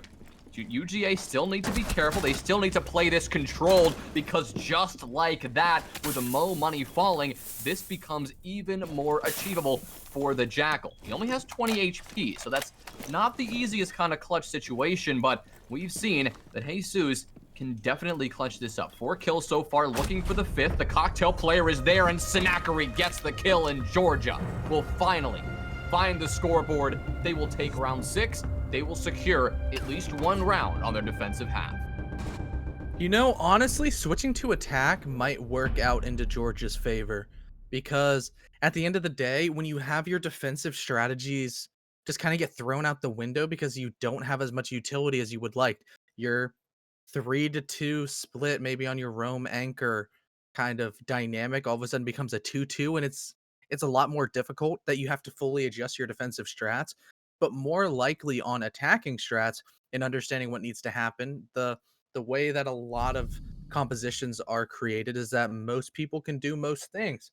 So with Snackery swapping onto the Thermite, he's going to be the hard breach, and then the rest of them are soft breach. They have all the utility they need.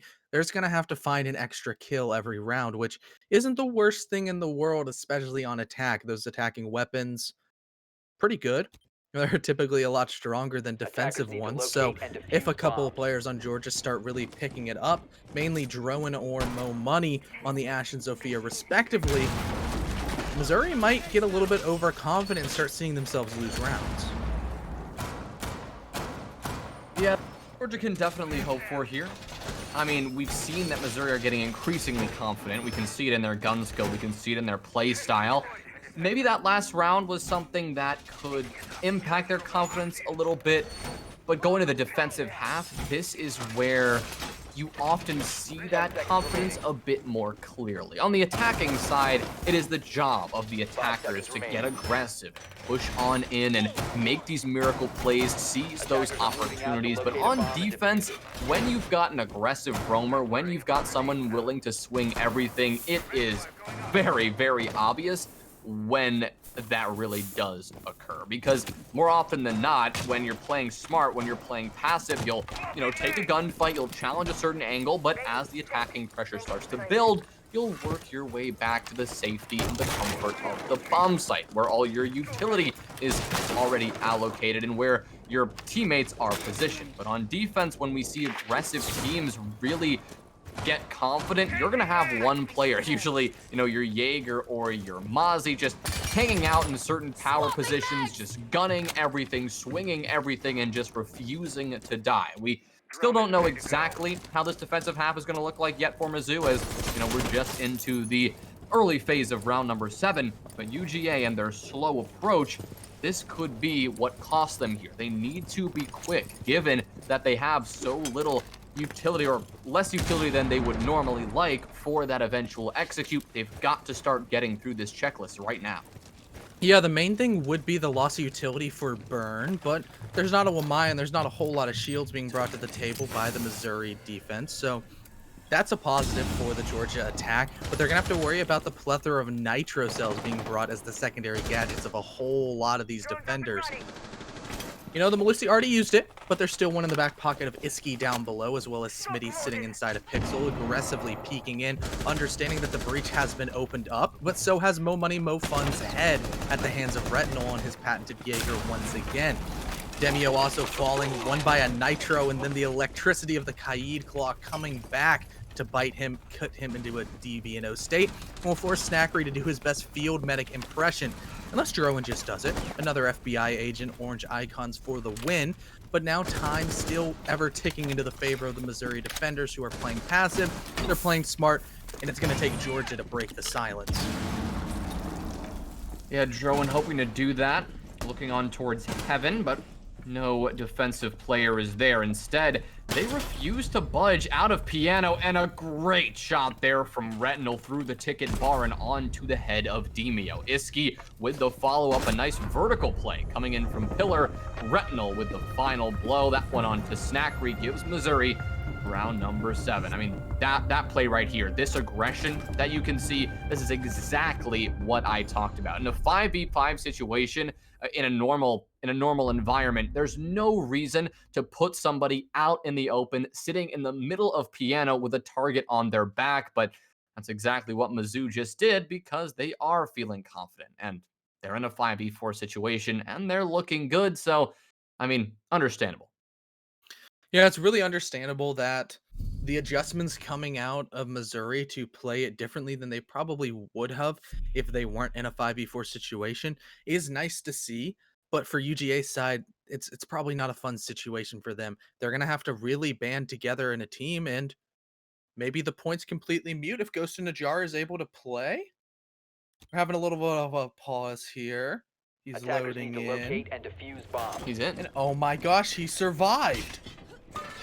This is huge. This is I mean, this is absolutely big. massive. I mean, I'm just so happy. Move your drone. Come on. Move your drone. You've got this, buddy. Oh my god, he's in! He's alive. I'm so happy. Oh, this is good. This is good. Even though it's 6-1, and even in a 5v5, this may not be the best situation, we can all rejoice. We can all take a moment to rejoice that Ghost is in this lobby. I just want to look at Ghost this entire time, honestly, because we've seen so little of Ghost. Why not just watch him play out this round? Yeah. I mean, Attackers sure, we objective still is to want to locate catch a all bomb of and the defuse it. action, which most likely will go back and forth, as there's a little bit of a roam game being established by the Missouri defenders. They're mainly horizontal, but as you see by the blue outline going up the red staircase, they're looking to make it a touch vertical as well. Look at that. It's his first points. I'm so happy for Ghost in a Jar. He finally got to use his sledgehammer, got to break open a barricade. That's going to be helping his teammates try to push into Bakery, completely ignoring the vertical pressure being applied by the Missouri defenders, making sure that they really have to worry about a constant site push, getting a breach open, and pretty much just sending Drowan to dip his toes into the second floor, just slowly jump in, maybe A get bomb has been bandit located. batteries, or in this case, the Kaid Claw of Smitty off of the wall, as I think Drowan just lagged out, and Oh Yep. my god, Ghost It's a gets revolving in. door, man. It's a This is pain. This is pain. It's still a 4v5. Jesus looking to make this no longer a 4v5, but ooh, a couple of whiff shots there, and Ghost finds the scoreboard. So Ghost coming into the lobby on match point and already making a pretty big impact. It's going to be a 4v4 now, but a C4 from Smitty is going to quickly change that right onto the toes of our good friend Ghost. Yep. He still got his frag, so really good on him, but now Iski's going to press the issue. Down goes Demio on the other side, leaving it just up to Mo Money, Mo Fun, and Snackery in a 4v2. Both of these players are going to have to double up on their pressure. And the first one on the docket is going to have to be taking out Iski on the bottom of pillars. A quick head peek going to the side as some bullets go over towards Snackery, but I don't know if he... Yep, he definitely does know that Mo Money is there as he picks up his second kill just up to the lone Thermite in a 4v1 situation on match point, trying his best, getting shot through the floor, slowly taking damage every which way he goes. The information is definitely there for Iski as he's going to swing with confidence, spray a couple of shots at that Roni, but now switches to the pistol. One of the most unseen pistols in the game because it's on Spanish operators besides Mozzie. So if you're on Jackal or Mirror and you don't bring the shotgun, you're probably trolling just a little bit. But for the side of Georgia, it's going to be Snackery doing his very best, but unfortunately it just wasn't enough. Too many positions going out from the Missouri attackers, too many angles for the lone attacker to try to worry about, and he was just overwhelmed. Yeah, Mizzou taking a rather clean victory on Cafe, but, sure, they earned it, but it was also a 5v4, so always going to be a little bit of an asterisk on this map and on this result, even though we saw some pretty stellar performances all around. But, of course, our favorite performance was Ghost, coming into the lobby at the last moment and going 1-1, at least finding one kill, which was good to see. Cafe under wraps and 2 maps under wraps, and all completed in this best of 5. Mizzou taking them both and starting things off strong. UGA's pick of Clubhouse will be up next, and finally, and hopefully, we'll be able to see all 5 players in this lobby and slugging it out. I suppose only time will tell, Connor. We are going to send it to a quick break, and when we come back, we'll see if Georgia can respond.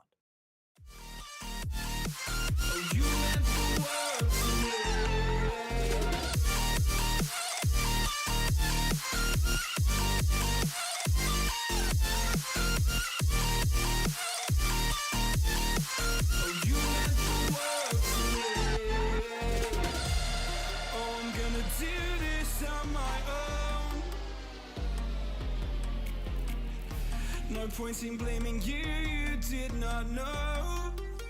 Oh, I thought you were the one for me. That's why I give you everything. Held you close by the stormy seas. Oh, you meant the world to me.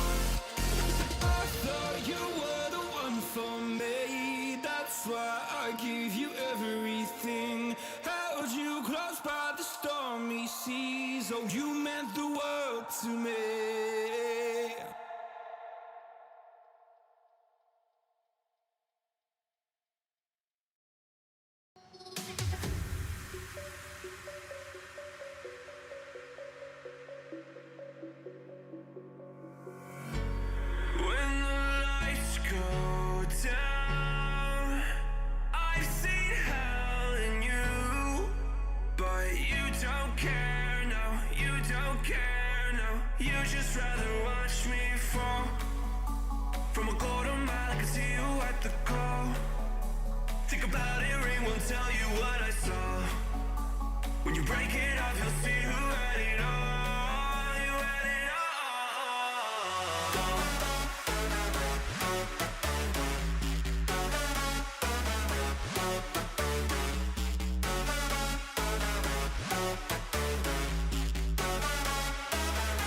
You said you wanted to fall into oblivion. Forget about the world we're living in. Fall into oblivion, oblivion, oblivion, oblivion. Oh, go in.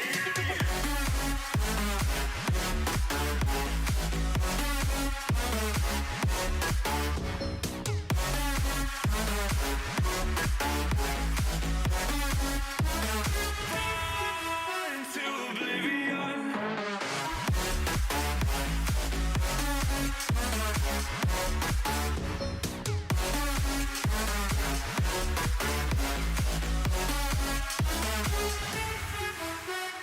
Fall into oblivion. Forget about the world we're living in. Fall into oblivion, oblivion, oblivion, oblivion. I'm going in.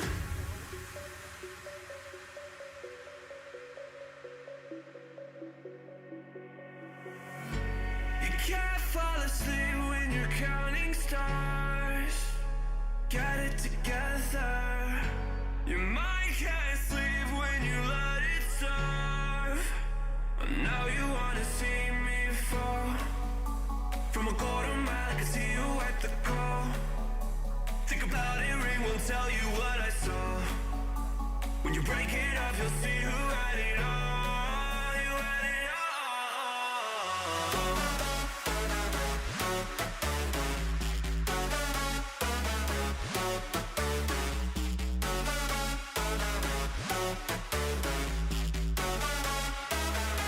You said you wanted to fall into oblivion. Forget about the world we're living in. Fall into oblivion, oblivion, oblivion, oblivion. Oh, go in.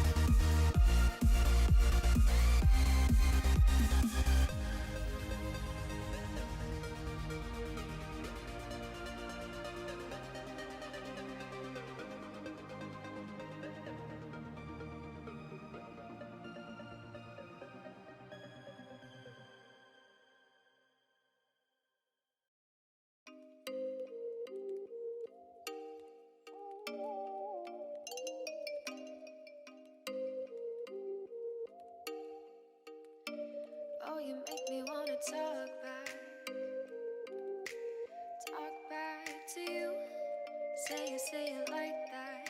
If I hate you, then find someone new. Baby, but you know I never will. No, so I choke you down just like a pill.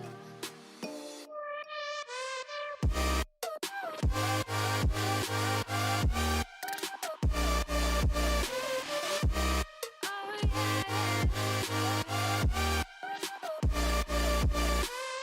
Take you like a pill.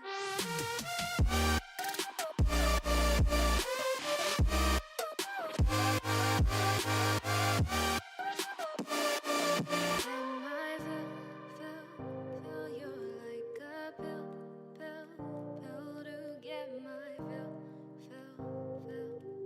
No, do me in the worst way. Don't let me sleep, never say sorry. Oh, maybe I'll leave. Baby, but you know I never will.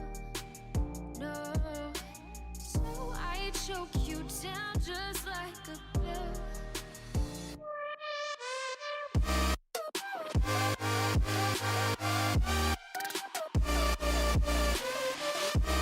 Oh yeah.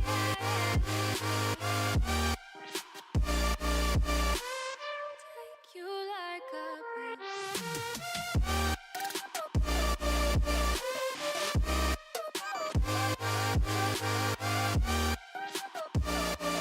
Get my fill.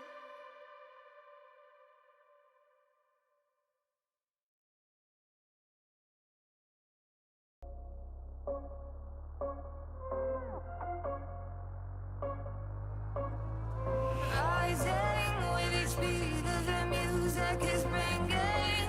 We're flames in the fire that keeps burning. We're inviting the night in.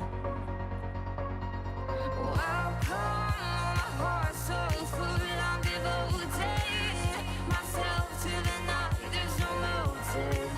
We're just listening. We're existing.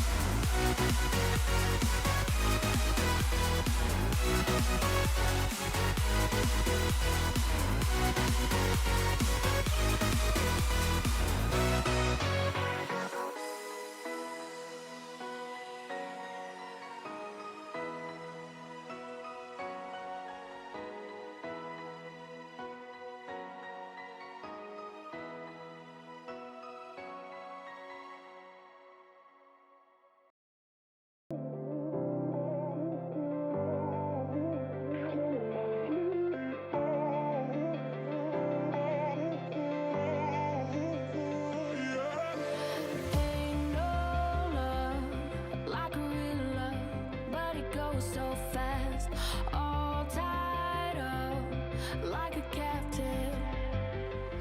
I want you.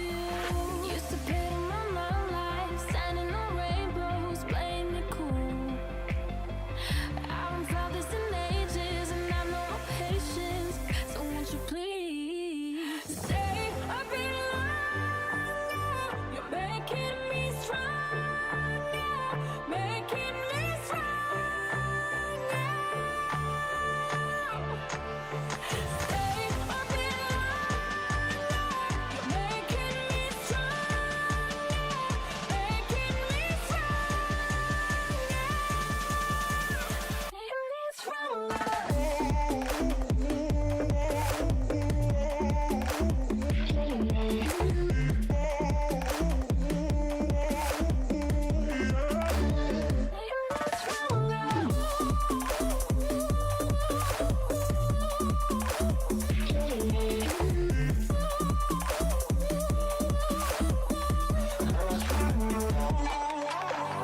Ain't no luck finding real love. Gotta know where to look. Time moves fast, and I've grown up. Yeah, I want to. Used to pit in my mind like standing on rainbows, playing it cool. I haven't felt this in ages, and I know my patience. So won't you please stay a bit longer? You're making me stronger, making me stronger. Stay a bit longer. You're making me stronger, making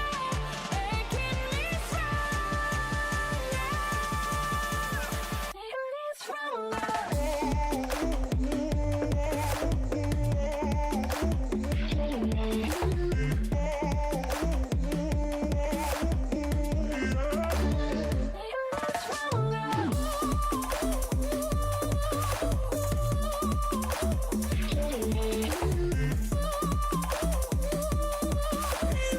What can I do to make you stay a bit longer? You're making me stronger, making me stronger. Stay a bit longer. You're making. Ladies and gentlemen, we are back. It's Clubhouse time. It is map 3. Missouri are currently up 2-0. Georgia are now fighting for their rec league lives, and Missouri are poised to take this first place position. Connor, what do you expect to see on Clubhouse? I expect to see a Habana ban, which has already been made true, and most likely a Thatcher. So, about 50% of the way there. You know, we're halfway there, and in about 6 rounds, we'll be halfway through the longest the series could possibly go. But for the side of Georgia, they've really got to bounce back and try to do their best. They need the reverse sweep. They need the brooms out more than ever. And on a map such as Clubhouse, this is their map choice. They're back on their home turf. Every team in competitive Siege needs to be strong on Clubhouse. And I'm hoping for Georgia's sake that they're feeling good. Yeah, they've got their roster. Honestly, I'm not even going to say anything about it. They're ready to play. They're ready to get in a Clubhouse. This is their map pick. We can expect them to start off strong on the defense. I am going to punch a wall, Connor. I'm going to punch a wall. Do you have a wall that I can punch? You can punch my face. No, your face is too beautiful. I don't know about that one, but incredible. Oh, He look has at that returned. stack. We don't That have to is a punch miracle. anything. Thank God. He be like that sometimes, as Demio is letting us know. That beautiful man in the bottom right of our screen, right above Jeroen. That mustache, it's on point. And hopefully for his sake, his gun's going to be on point. Georgia, they need to answer back. The first map, 7-2 into the favor of Missouri. Second map, sure, it has an asterisk next to it because it was played at an unfortunate 4v5, but still went 7-1 into the favor of Missouri. And now, this is a best of 5 after all, so you're going to have to win 3 maps, and for Mizzou, it's a lot shorter of a path than it is to Georgia, who unfortunately have not been able to swing a map into their favor up to this point, but everything can change in the blink of an eye. Well, the big A factor I'm paying attention to here, Connor, is that Missouri, this is not their mapping. This is Georgia's pick, and Missouri have once again elected to start things out on the attack. That's just what they wanted on Oregon, and we all know the result there. A 7-2 victory was swift and decisive, and well, they'll be looking to do the very same thing on Clubhouse, but Clubhouse, more than Oregon, is a defensive-sided map. At least it used to be. We're seeing it, shift a little bit, like most maps in this game, starting to shift a little bit more to that 3-3 even split. More often than not, this game is slowly becoming more and more attacker-sided, or at the very least, less defensive-sided, and less heavily in the favor of a defensive team. But this game is inherently defensive in its very nature, and that's exactly what Missouri are hoping to overcome as we go forth into this first round. Georgia will be starting things off on CCTV and Cash, and we're not seeing many surprises come on out in their lineup, at least for the most part. Pulling out the Legion rather than someone like a Valkyrie or a Maestro always leaves you with a lot of questions when both of those operators are very much still in this fight, but Demio has proved that he is quite confident with the T5 in hand, quite confident with those goo mines in his pocket. So a pick that can definitely be used well in the hands of the right person. I mean, the T5 is arguably one of the better, if not one of the best guns on the defensive side.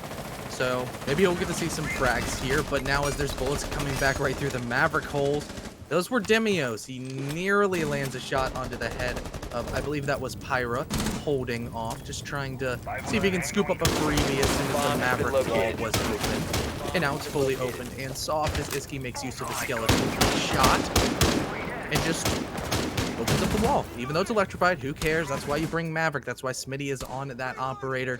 Do the magic trick of draw 2 lines, and all of a sudden a hard wall becomes soft. Breach it open, and now begin the split push. On the backside, it's Jesus in conjunction with Retinal trying to take master control, and it's been left for relatively free besides a barricade as you start pushing in towards construction. Because now it's sort of a path of least resistance kind of thing. Once you get inside construction, that's where things start to get a little bit hairy. There's an open hatch down below, which might let a nitro cell sail through, but more so will be the bullets of Pyra going right onto the head of Snackery, taking the man advantage into the side of Missouri, a position that they seem to know quite well. Well, Jesus is looking to further that advantage. A good peek here towards Cash, but it's instead Retinal who gets credited with the kill onto Demio. There goes your Legion, so the goo mines will no longer be regenning, and nor will the 416 of Ghost in a Jar. The Jaeger is cut down, and now Mo Money and Drowan are left alone in a brutal 2v5. Drowan dancing with death here, and that is exactly what Smitty will deliver on that final blow. Now it's Mo Money on Raptors, looking for the 1v5. There's one pick, but now 4 more are needed. The plant going down. A good flick is there for Mo Money, looking for the second, but Jesus is there to deny it. Missouri continuing to display their attacking prowess, and they will take round 1.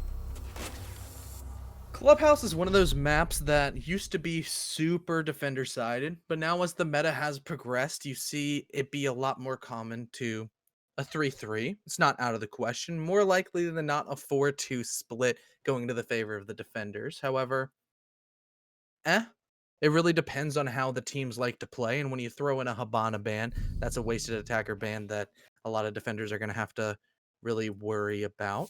So, as everything starts to progress, the momentum is into the favor of the Missouri attackers, who are feeling just as confident. It doesn't seem like they have really slowed down what we saw on map 1. Sure, we're not going to talk about the situations of map 1, but it was Missouri's map choice of Cafe, and they're coming fresh off of a pretty hot victory, even from map 1 of Oregon. They're looking to continue going through, and if evident by round 1, they feel pretty comfortable on Clubhouse. Talked about it briefly early on that pretty much every team needs to have a Clubhouse in order to be a successful roster. It's just the great equalizer. The better team typically wins on Clubhouse because everybody plays it, everybody has it into their repertoire.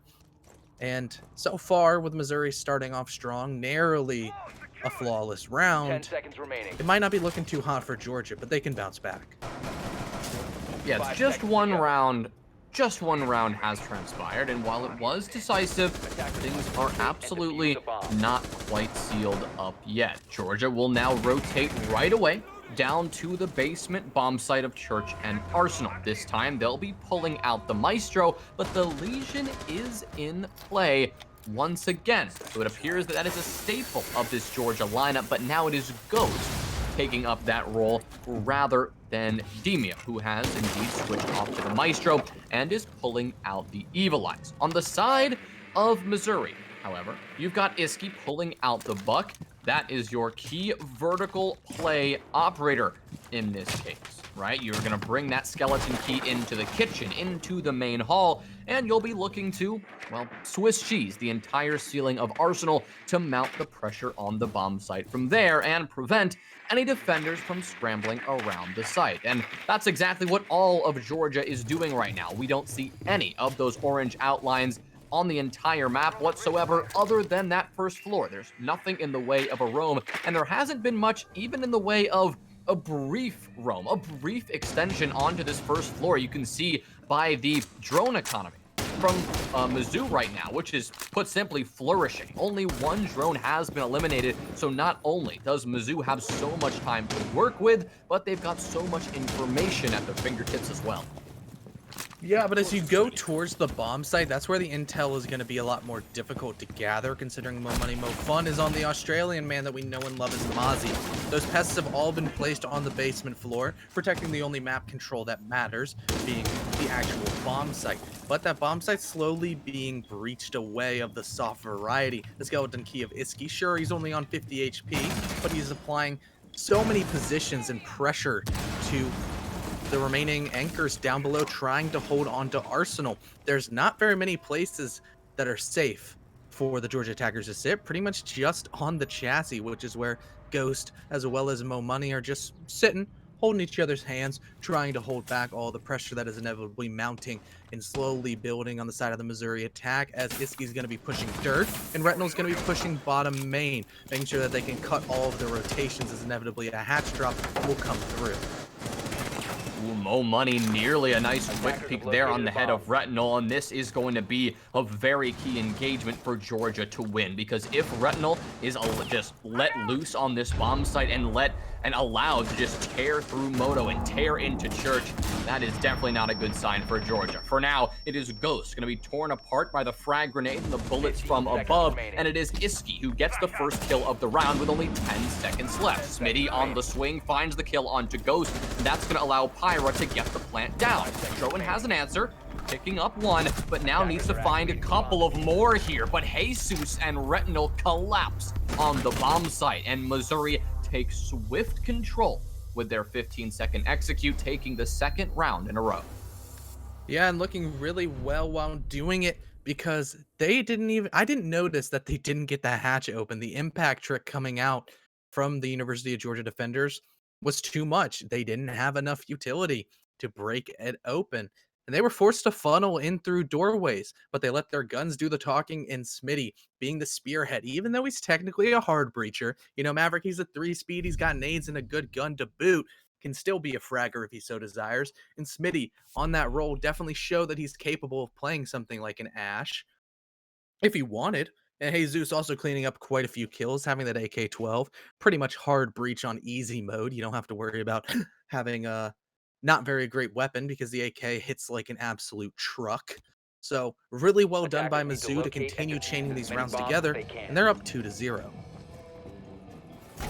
Well, Georgia will not be going for another site rotation, Connor. They'll be headed right back down to Church and Arsenal, and they'll definitely be looking to make some sort of adjustments here. The thing that Georgia did really well in round number 2 was time waste. Even though they did not put anybody, and I mean a single person, on any sort of roam, even from the very beginning of the round, what they did really well was, just like you highlighted, the impact tricking and just those little things. When they played on the bomb site, their positioning, the way in which they slowly and methodically challenged a couple of the incoming attackers, and then eventually backed off those angles to make Missouri really push in and force those gunfights. They did that so well. But when it came down to that 15-second execute, well, Mizzou just did it better.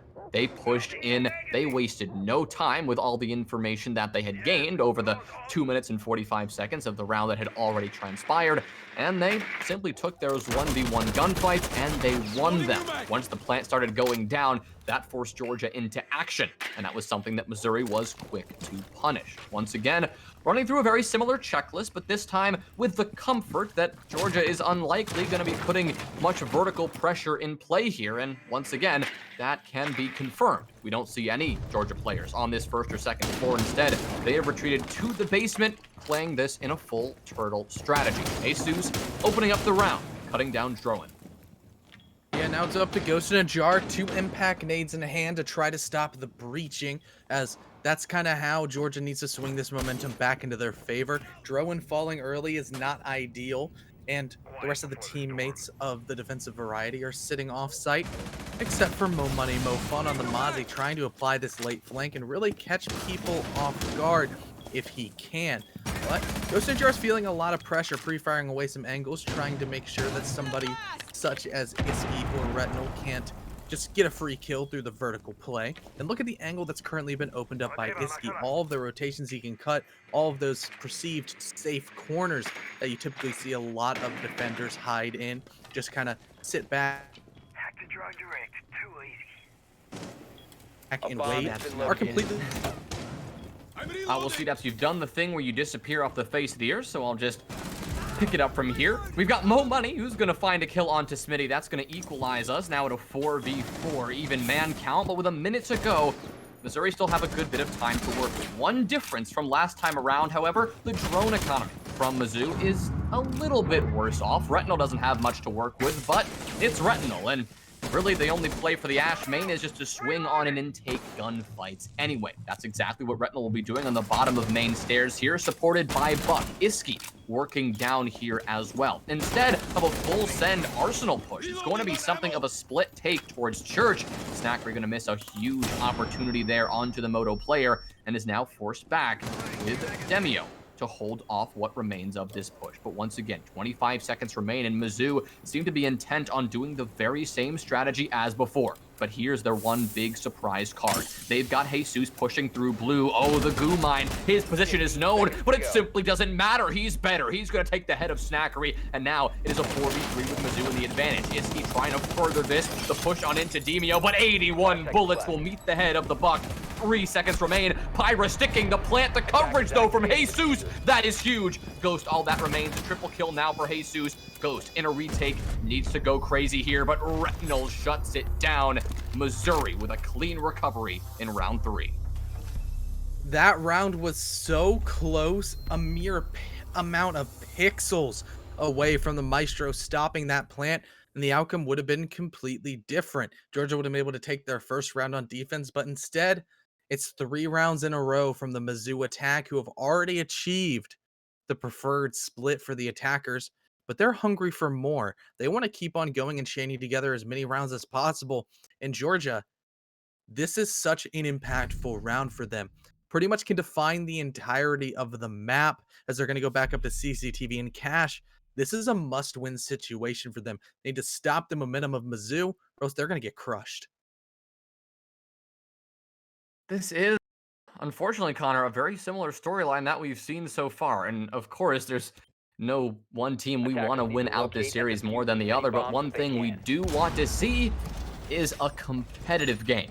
And right now, Missouri are making that impossible. They are simply going ahead, winning round after round after round. And even if Georgia have these moments of glory, have these moments where they look clean, composed, put together, well, Missouri have done a great job at shutting even those small moments down. Round number 3 was a perfect example. It was getting really dicey there for Missouri. If Demio had been allowed to swing on the planter and kill Pyra as the plant was going down, that would have been Georgia's round no matter the man count, no matter the situation at that point, because the timer was at 000 at that point. Jesus was the MVP of that round without a doubt, getting that coverage and securing the kill at the perfect time.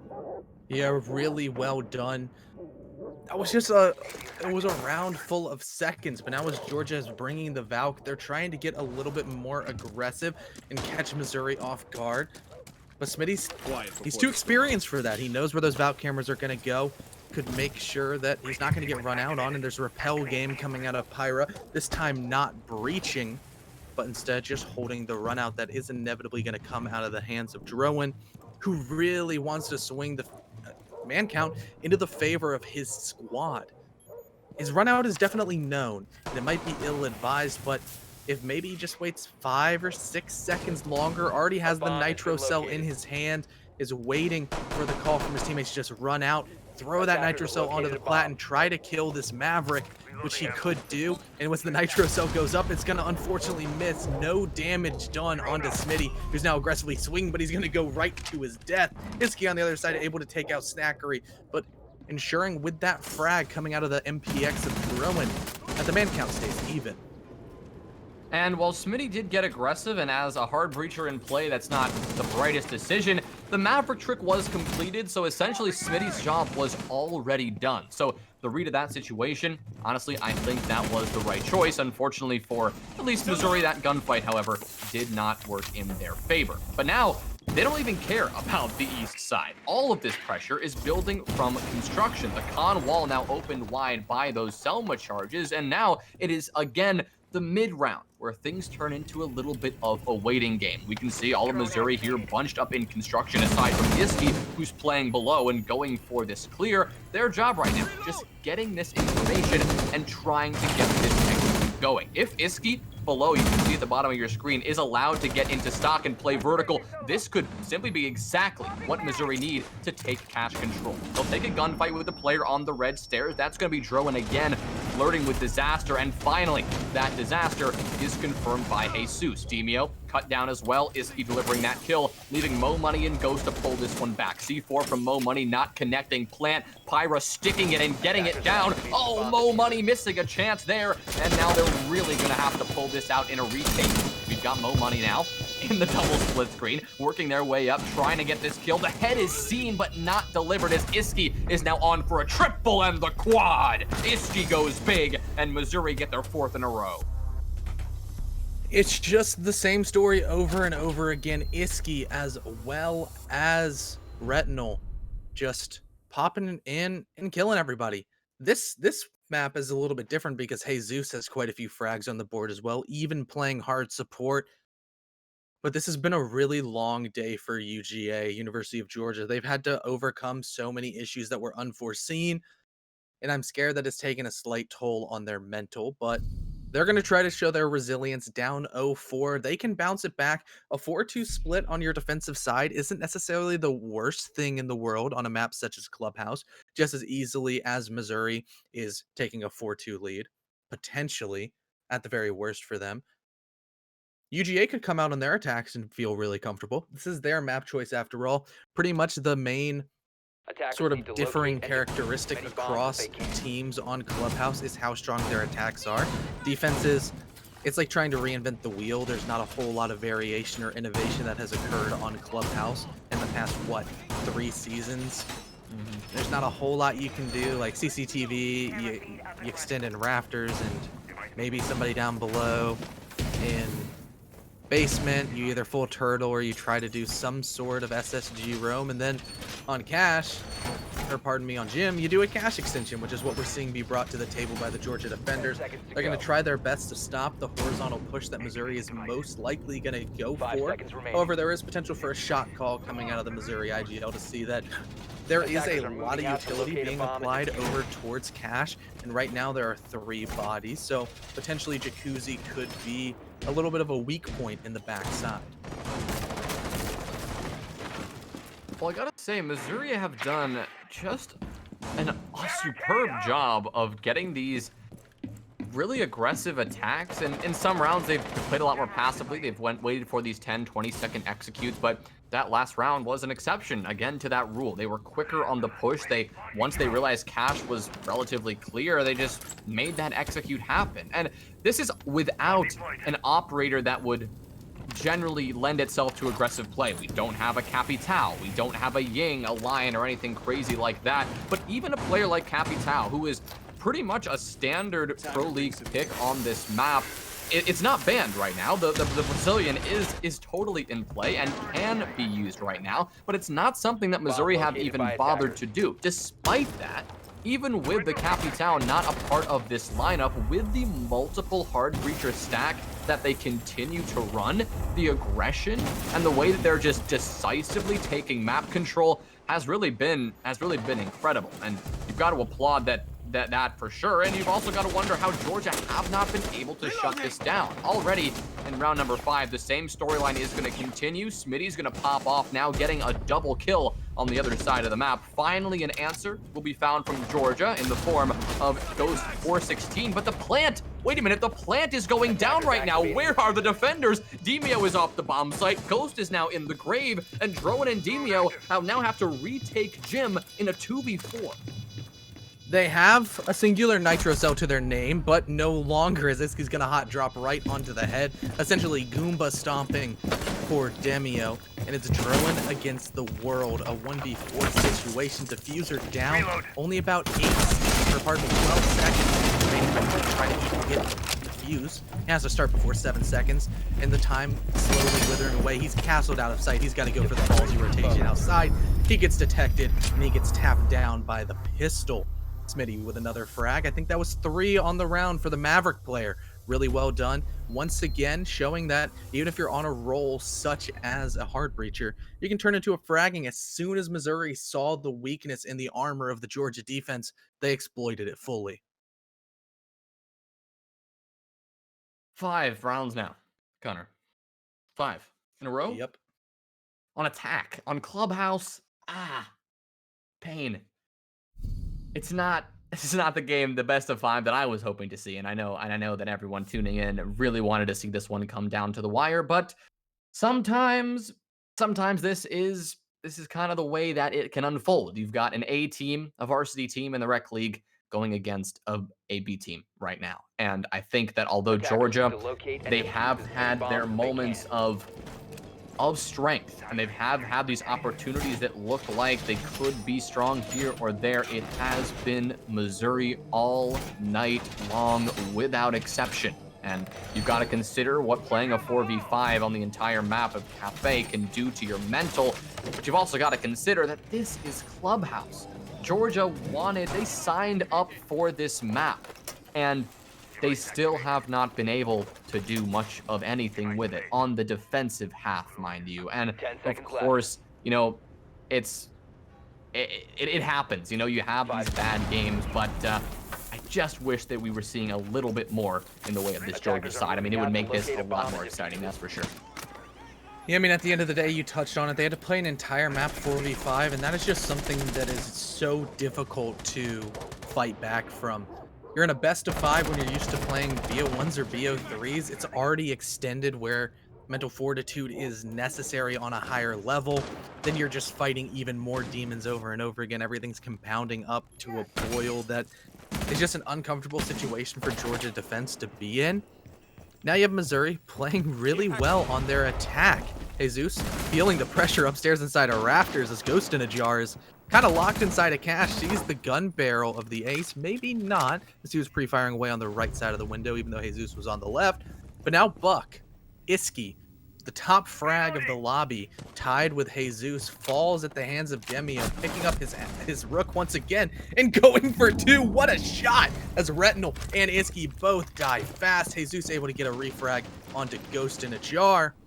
But maybe this round might go into the favor of the Georgia defense off of the heroics that Demio has shown so far.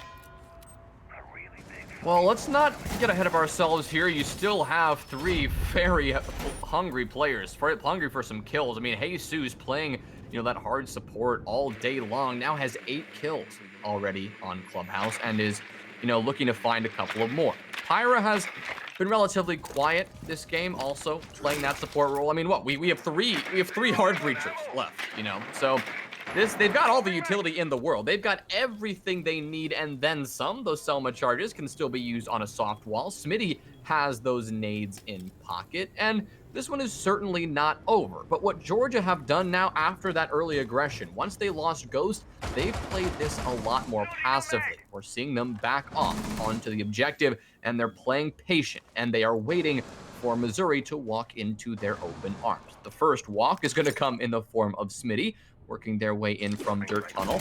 Using a frag grenade on this barricade, that'll do a little bit of damage to Mo Money here, but now Smitty's position is fully known.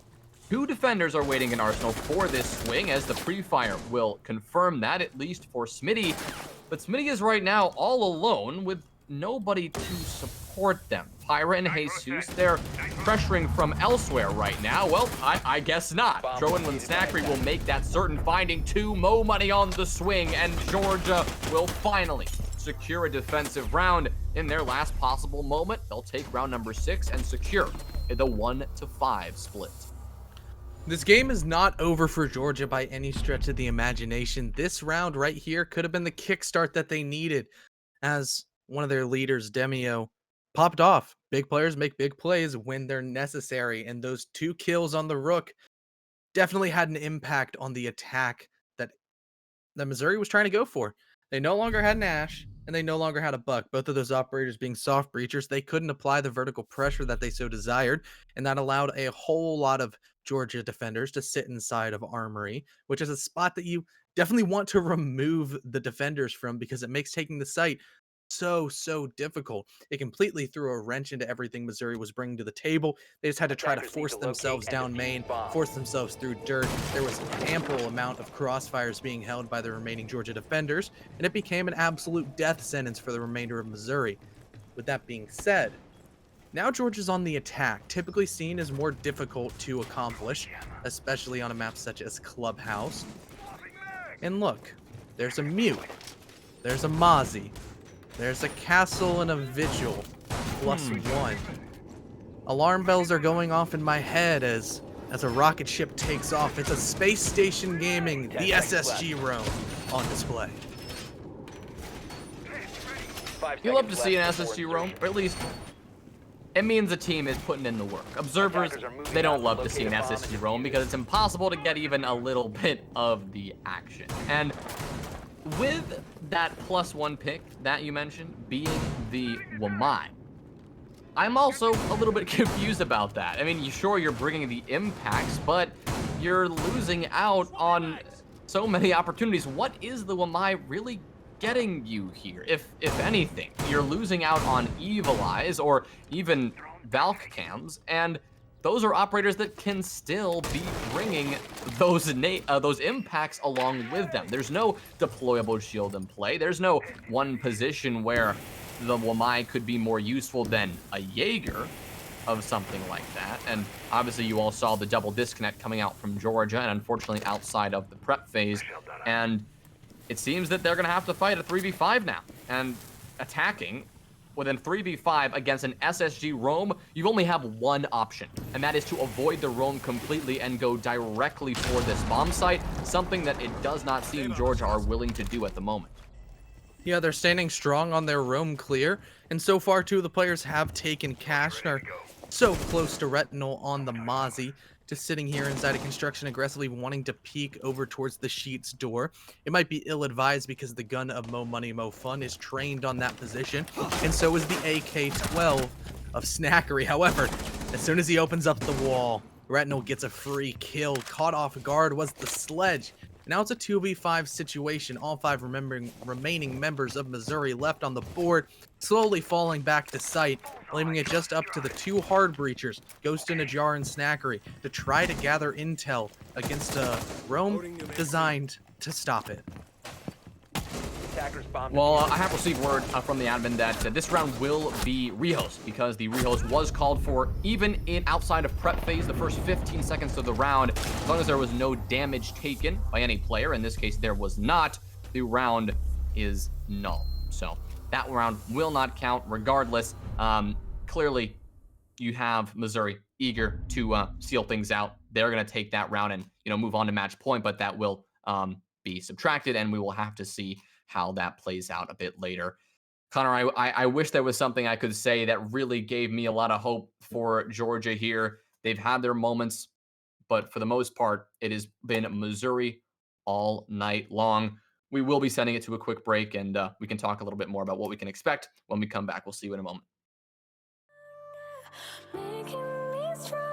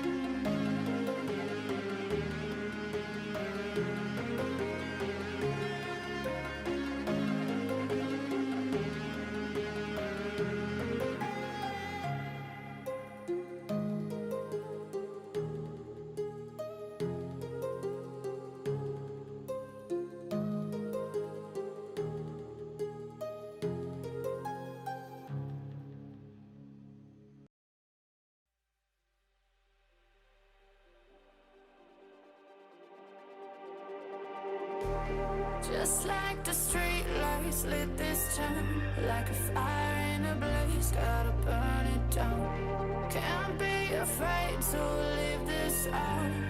We got this far, don't know how. I see danger in your eyes. They know we'll burn down the night. Coming just like the sunrise. You know that we gonna let it rain. Tonight, we gonna let it rain. Tonight, we gonna let it rain. Just like the sunrise, we gonna let it rain.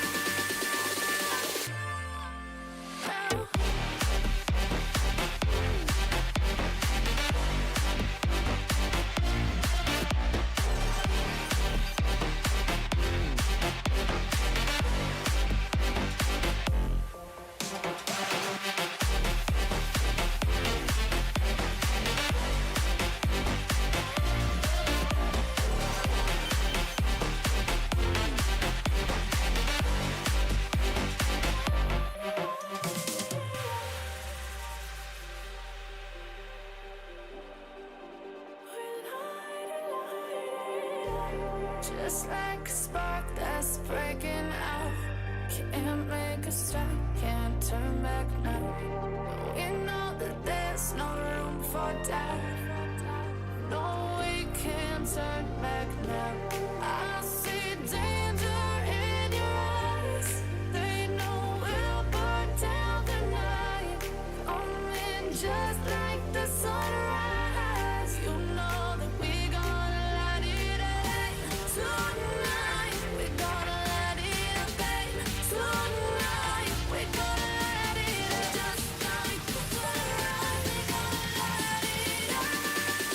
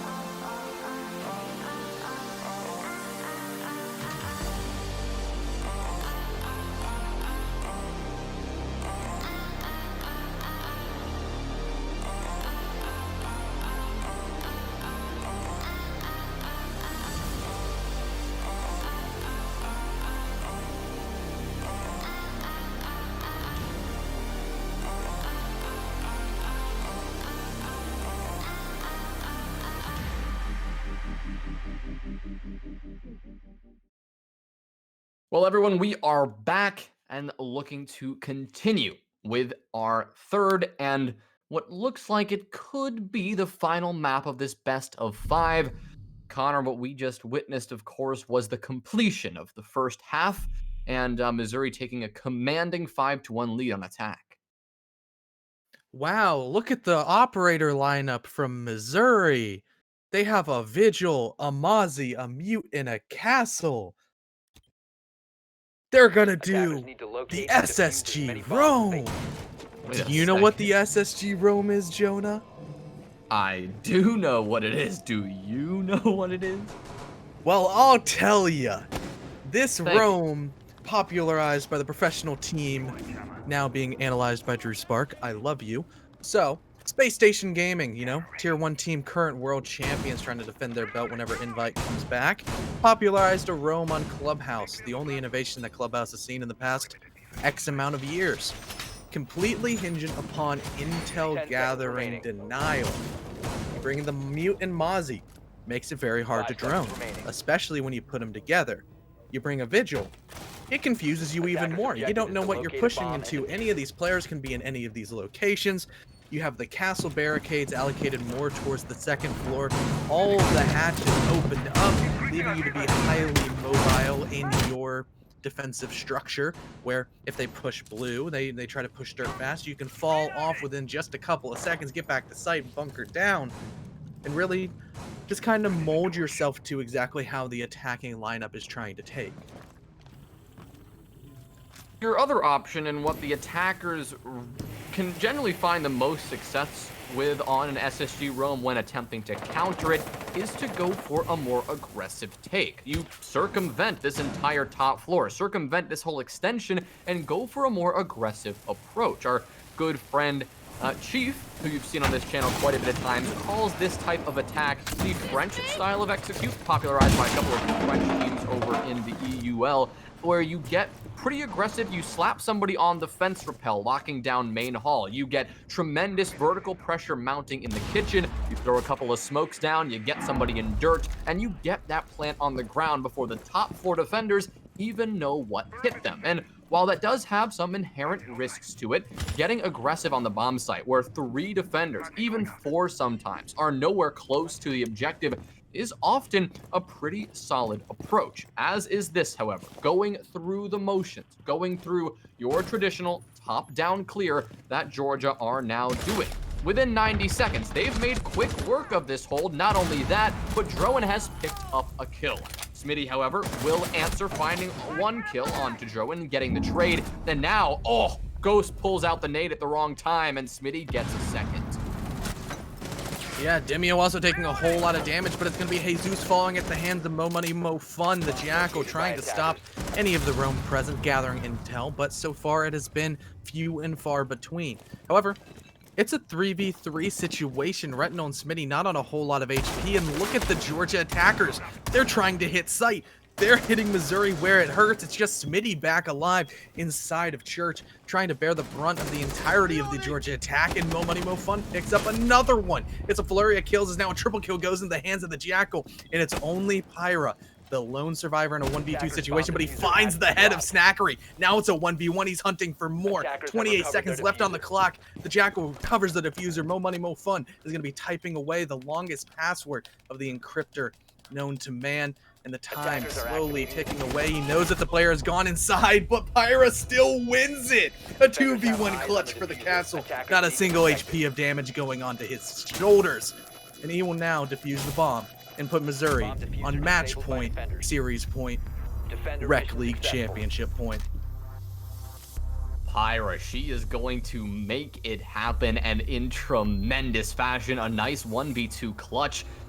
Not the full avoidance of the SSG style roam. We saw Georgia walk right on into it, go through their motions, go for the top down clear. But when they saw a moment arise, Georgia just pounced right on into the objective. And the only line of defense that Mizzou had was Pyra. And she was there, the brick wall, defending that site until the last few moments. An excellent clutch to pull things back. And like you said, to send Mizzou over to match point. And of course, the Rec League grand final point for all the marbles. They're going to do so on gym and bedroom. They're going for it all, going for the full, just the full BM win here on this tertiary bomb site, looking to close things out in style. Pulling out a similar operator selection, losing the Mozzie, losing the Vigil, and adding the Valkyrie, the Jaeger, and the Kaid into play. Yeah, really well done so far for Missouri to just claw that round back from what seemed like certain victory from Georgia. However, even more so, I want to commend the effort of Georgia to properly adjust the attack. That was a really creative approach to breaking down an SSG roam, of not really going full top down, but hitting the second floor, really just blasting open all of the walls over towards stock, as well as flanking somebody down main, just kind of hitting all at the same time. Really well coordinated pinch, but ultimately it didn't work out into their favor. The angles used by Pyra were just too advantageous. The understanding of how the bomb site, the only really area of map control that truly mattered, was constructed, was just her greatest advantage, and that led to a full clutch coming out. And now a single round is all that separates Missouri from certain victory of a 3-0 sweep format. And Georgia, they're definitely on the back foot. Yeah, they really have to pull something out here, and if there's any time to do it, it is when your tournament lives are hanging in the balance. It's the tertiary bomb site. Some say it's the easiest site to attack, but you still need to go through your motions, and Iski is not going to have it. The SMG-11 takes the head of Drowan, takes the Zofia off the board, and Georgia will already lose out on a ton of utility. That's also going to cripple a good bit of this cache clear that they're looking to get underway, and that's more utility that you could be using to deal with these castle barricades and deal with this east side extension. Instead, Snackery is going to be forced to waste a Selma charge on the castle barricade, a good piece of hard breach utility that could have easily been used elsewhere. Oh no, that's Demio hitting the floor. The Ash also off the board, not fully, but down but not out, and that's going to leave, back in this fight. So it's still still a 4v5 for Georgia here. A bomb has been located. However, look at Iski's position. He's right next to a player trying to flank down below. That's Mo Money Mo Fun applying pressure inside of stock. However, now it's going to be a swing, but Mo Money comes out on top. Goodbye, Iski. No longer the mute with the nitro self down below to pressure the teammates sitting inside of CCTV. And it's all up to the lonesome Valk as Jesus hits a heater right onto the head of Snackery. But now Ghost in a Jar's going in, but Smitty hits two. Answered back as Pyra. The final kill of the round, the final kill of the series. Missouri are your Rec League champions. Well, congratulations to Missouri finishing out in the grand finals of the Rec League and doing so with style, I've got to say. That was a very decisive victory, a 7-2 to open things up, what a 7-1, and then another just a brutal 7-1 victory as well. So obviously the GGs come out from UGA, but for the most part, that was Mizzou all day long, all night long. They deserve the win. They came this far, and they closed out quite strong. Yep, and with that, we're going to throw it to a quick intermission while we get the interview all set up so we can pick the mind of one of the Missouri players, really see what was happening behind the scenes. So if that interests you in the slightest, make sure to stay tuned because we still got a little bit left of the show.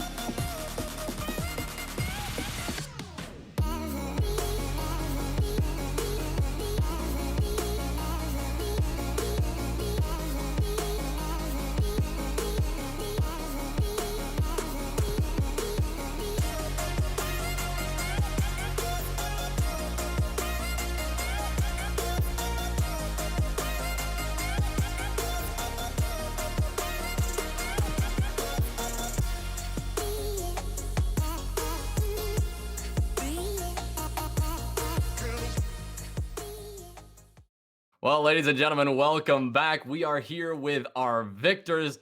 Mizzou is here and in style. We've got the whole team showing up. Jesus, first of all, congratulations, everyone. Congratulations on your strong victory as the captain. Jesus, I'll direct the first question to you. Just give me your initial feelings, rolling through this rec league with relative ease and coming out the victors.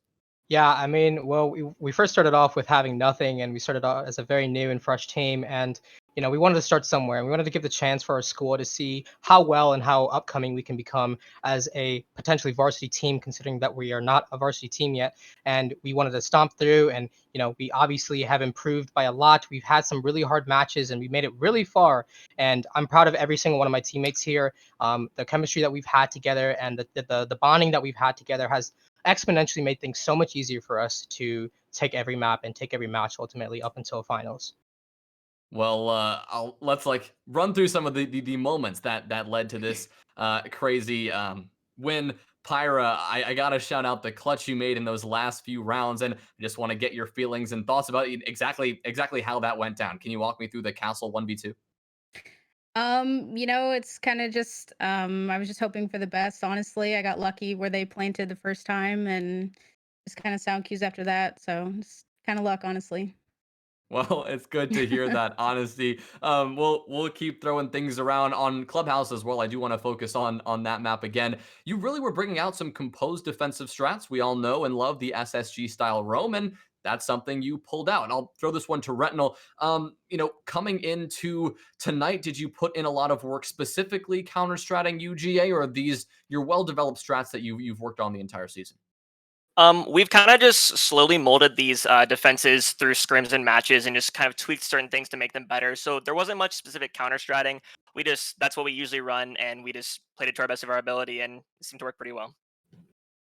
Well, all throughout the night, I think everyone was fully aware of the technical difficulties and the rehosts and all that. And while we, of course, don't want to dwell on it too much, you can't forget that can have a pretty good impact on, mentality and stuff like that. How did you guys manage that? Smitty, what was the mentality in your comms when you had to sit around for 45 minutes waiting for the game to actually get going?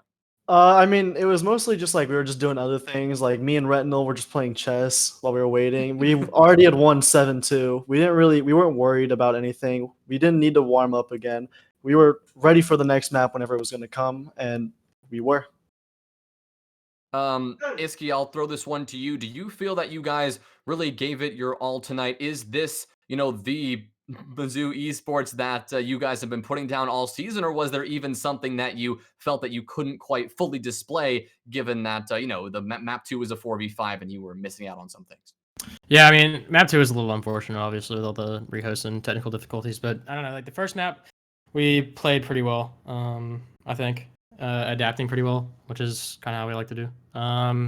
And then I guess the second map was obviously unfortunate because of so many rehosts. And then the third map, I don't know, we played really well in the techs, droned really well, just figured it out. So I feel like that was we played it good. I mean, obviously we could have played it perfect or whatever and gone 7-0, 7-0, 7-0, but Siege doesn't let you play perfect rounds really, so. Of course.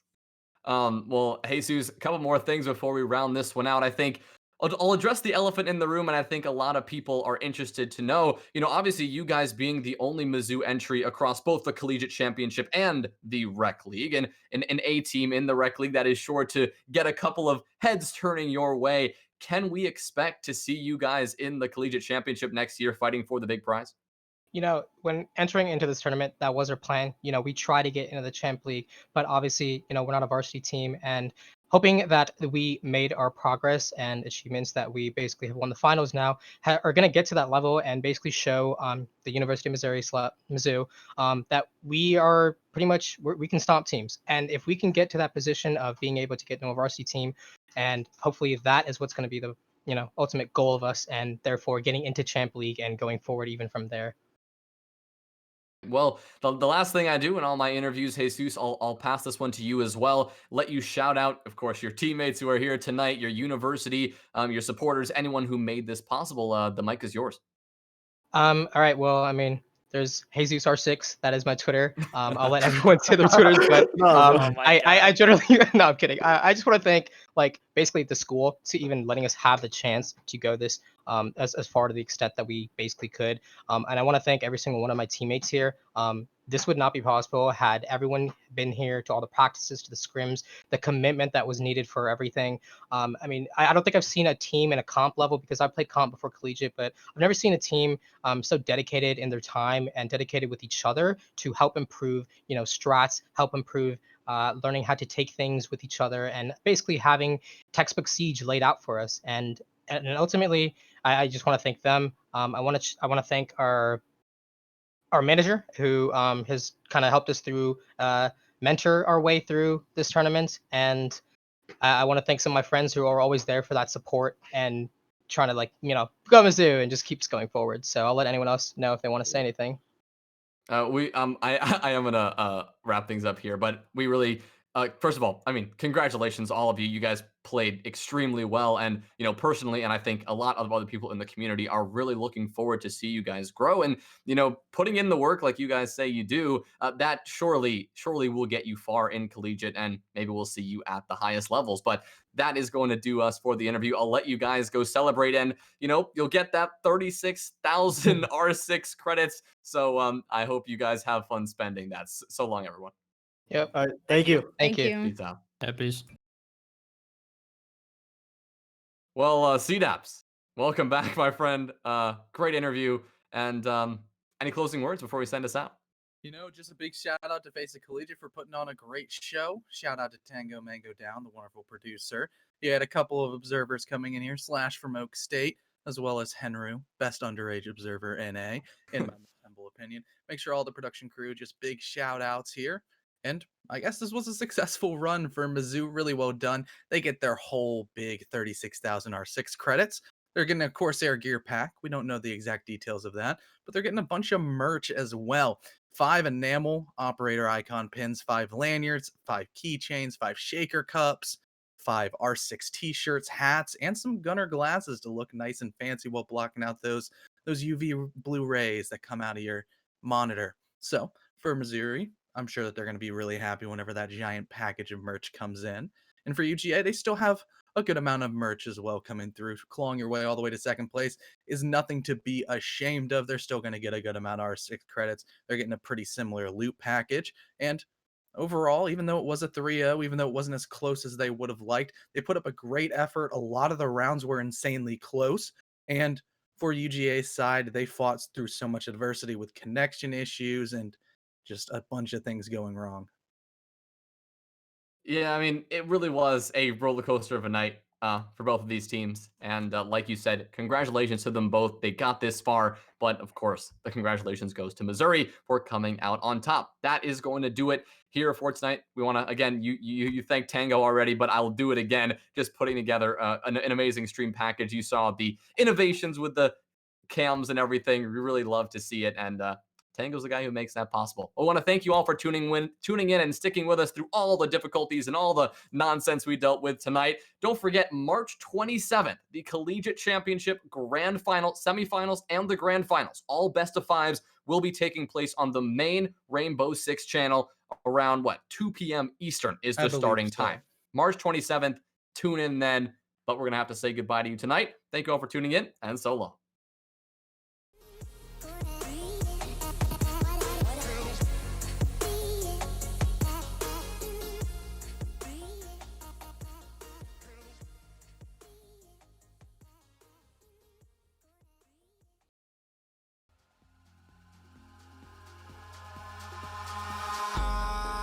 In the sky, gazing far into the night, I raise my hand to the fire, but it's no use, 'cause you can't stop it from shining through.